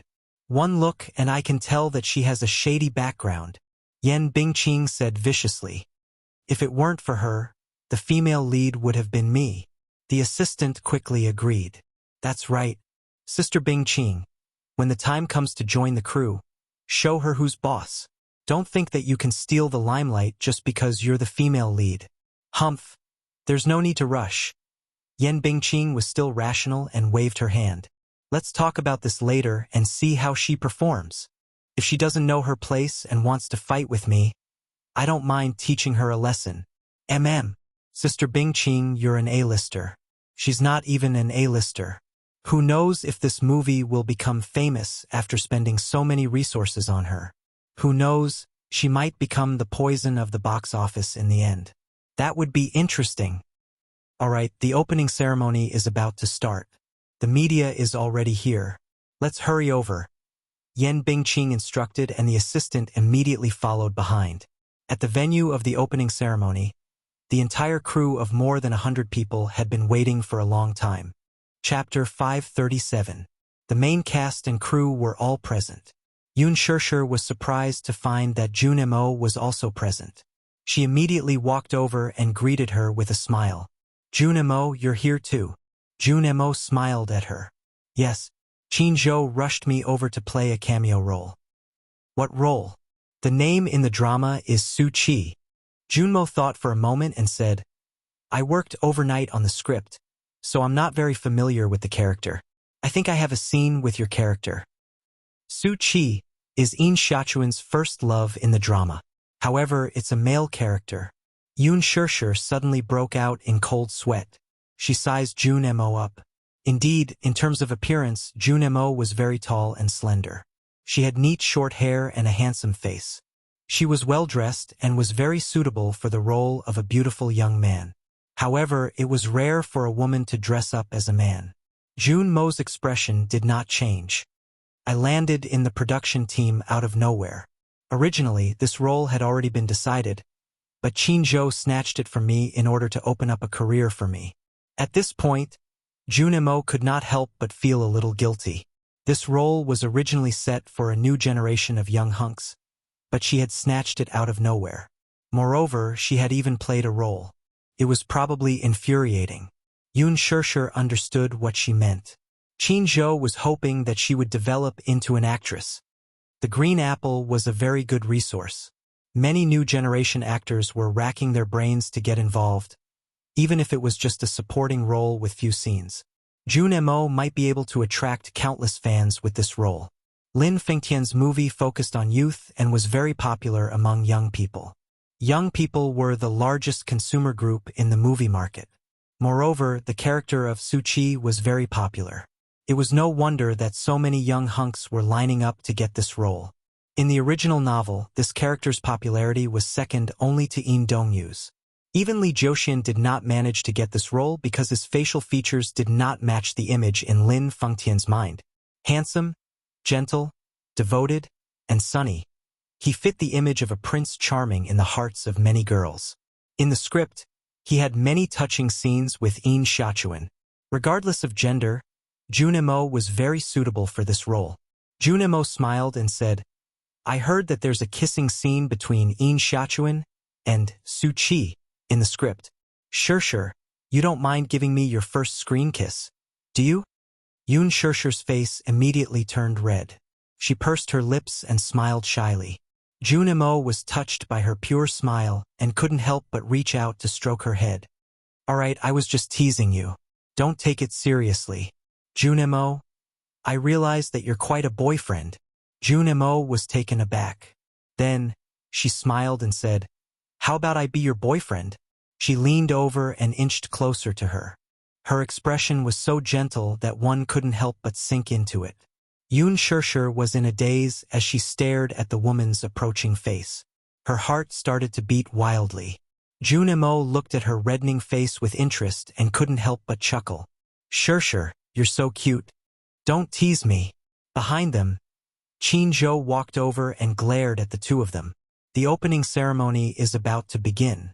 Hurry up and stand in line.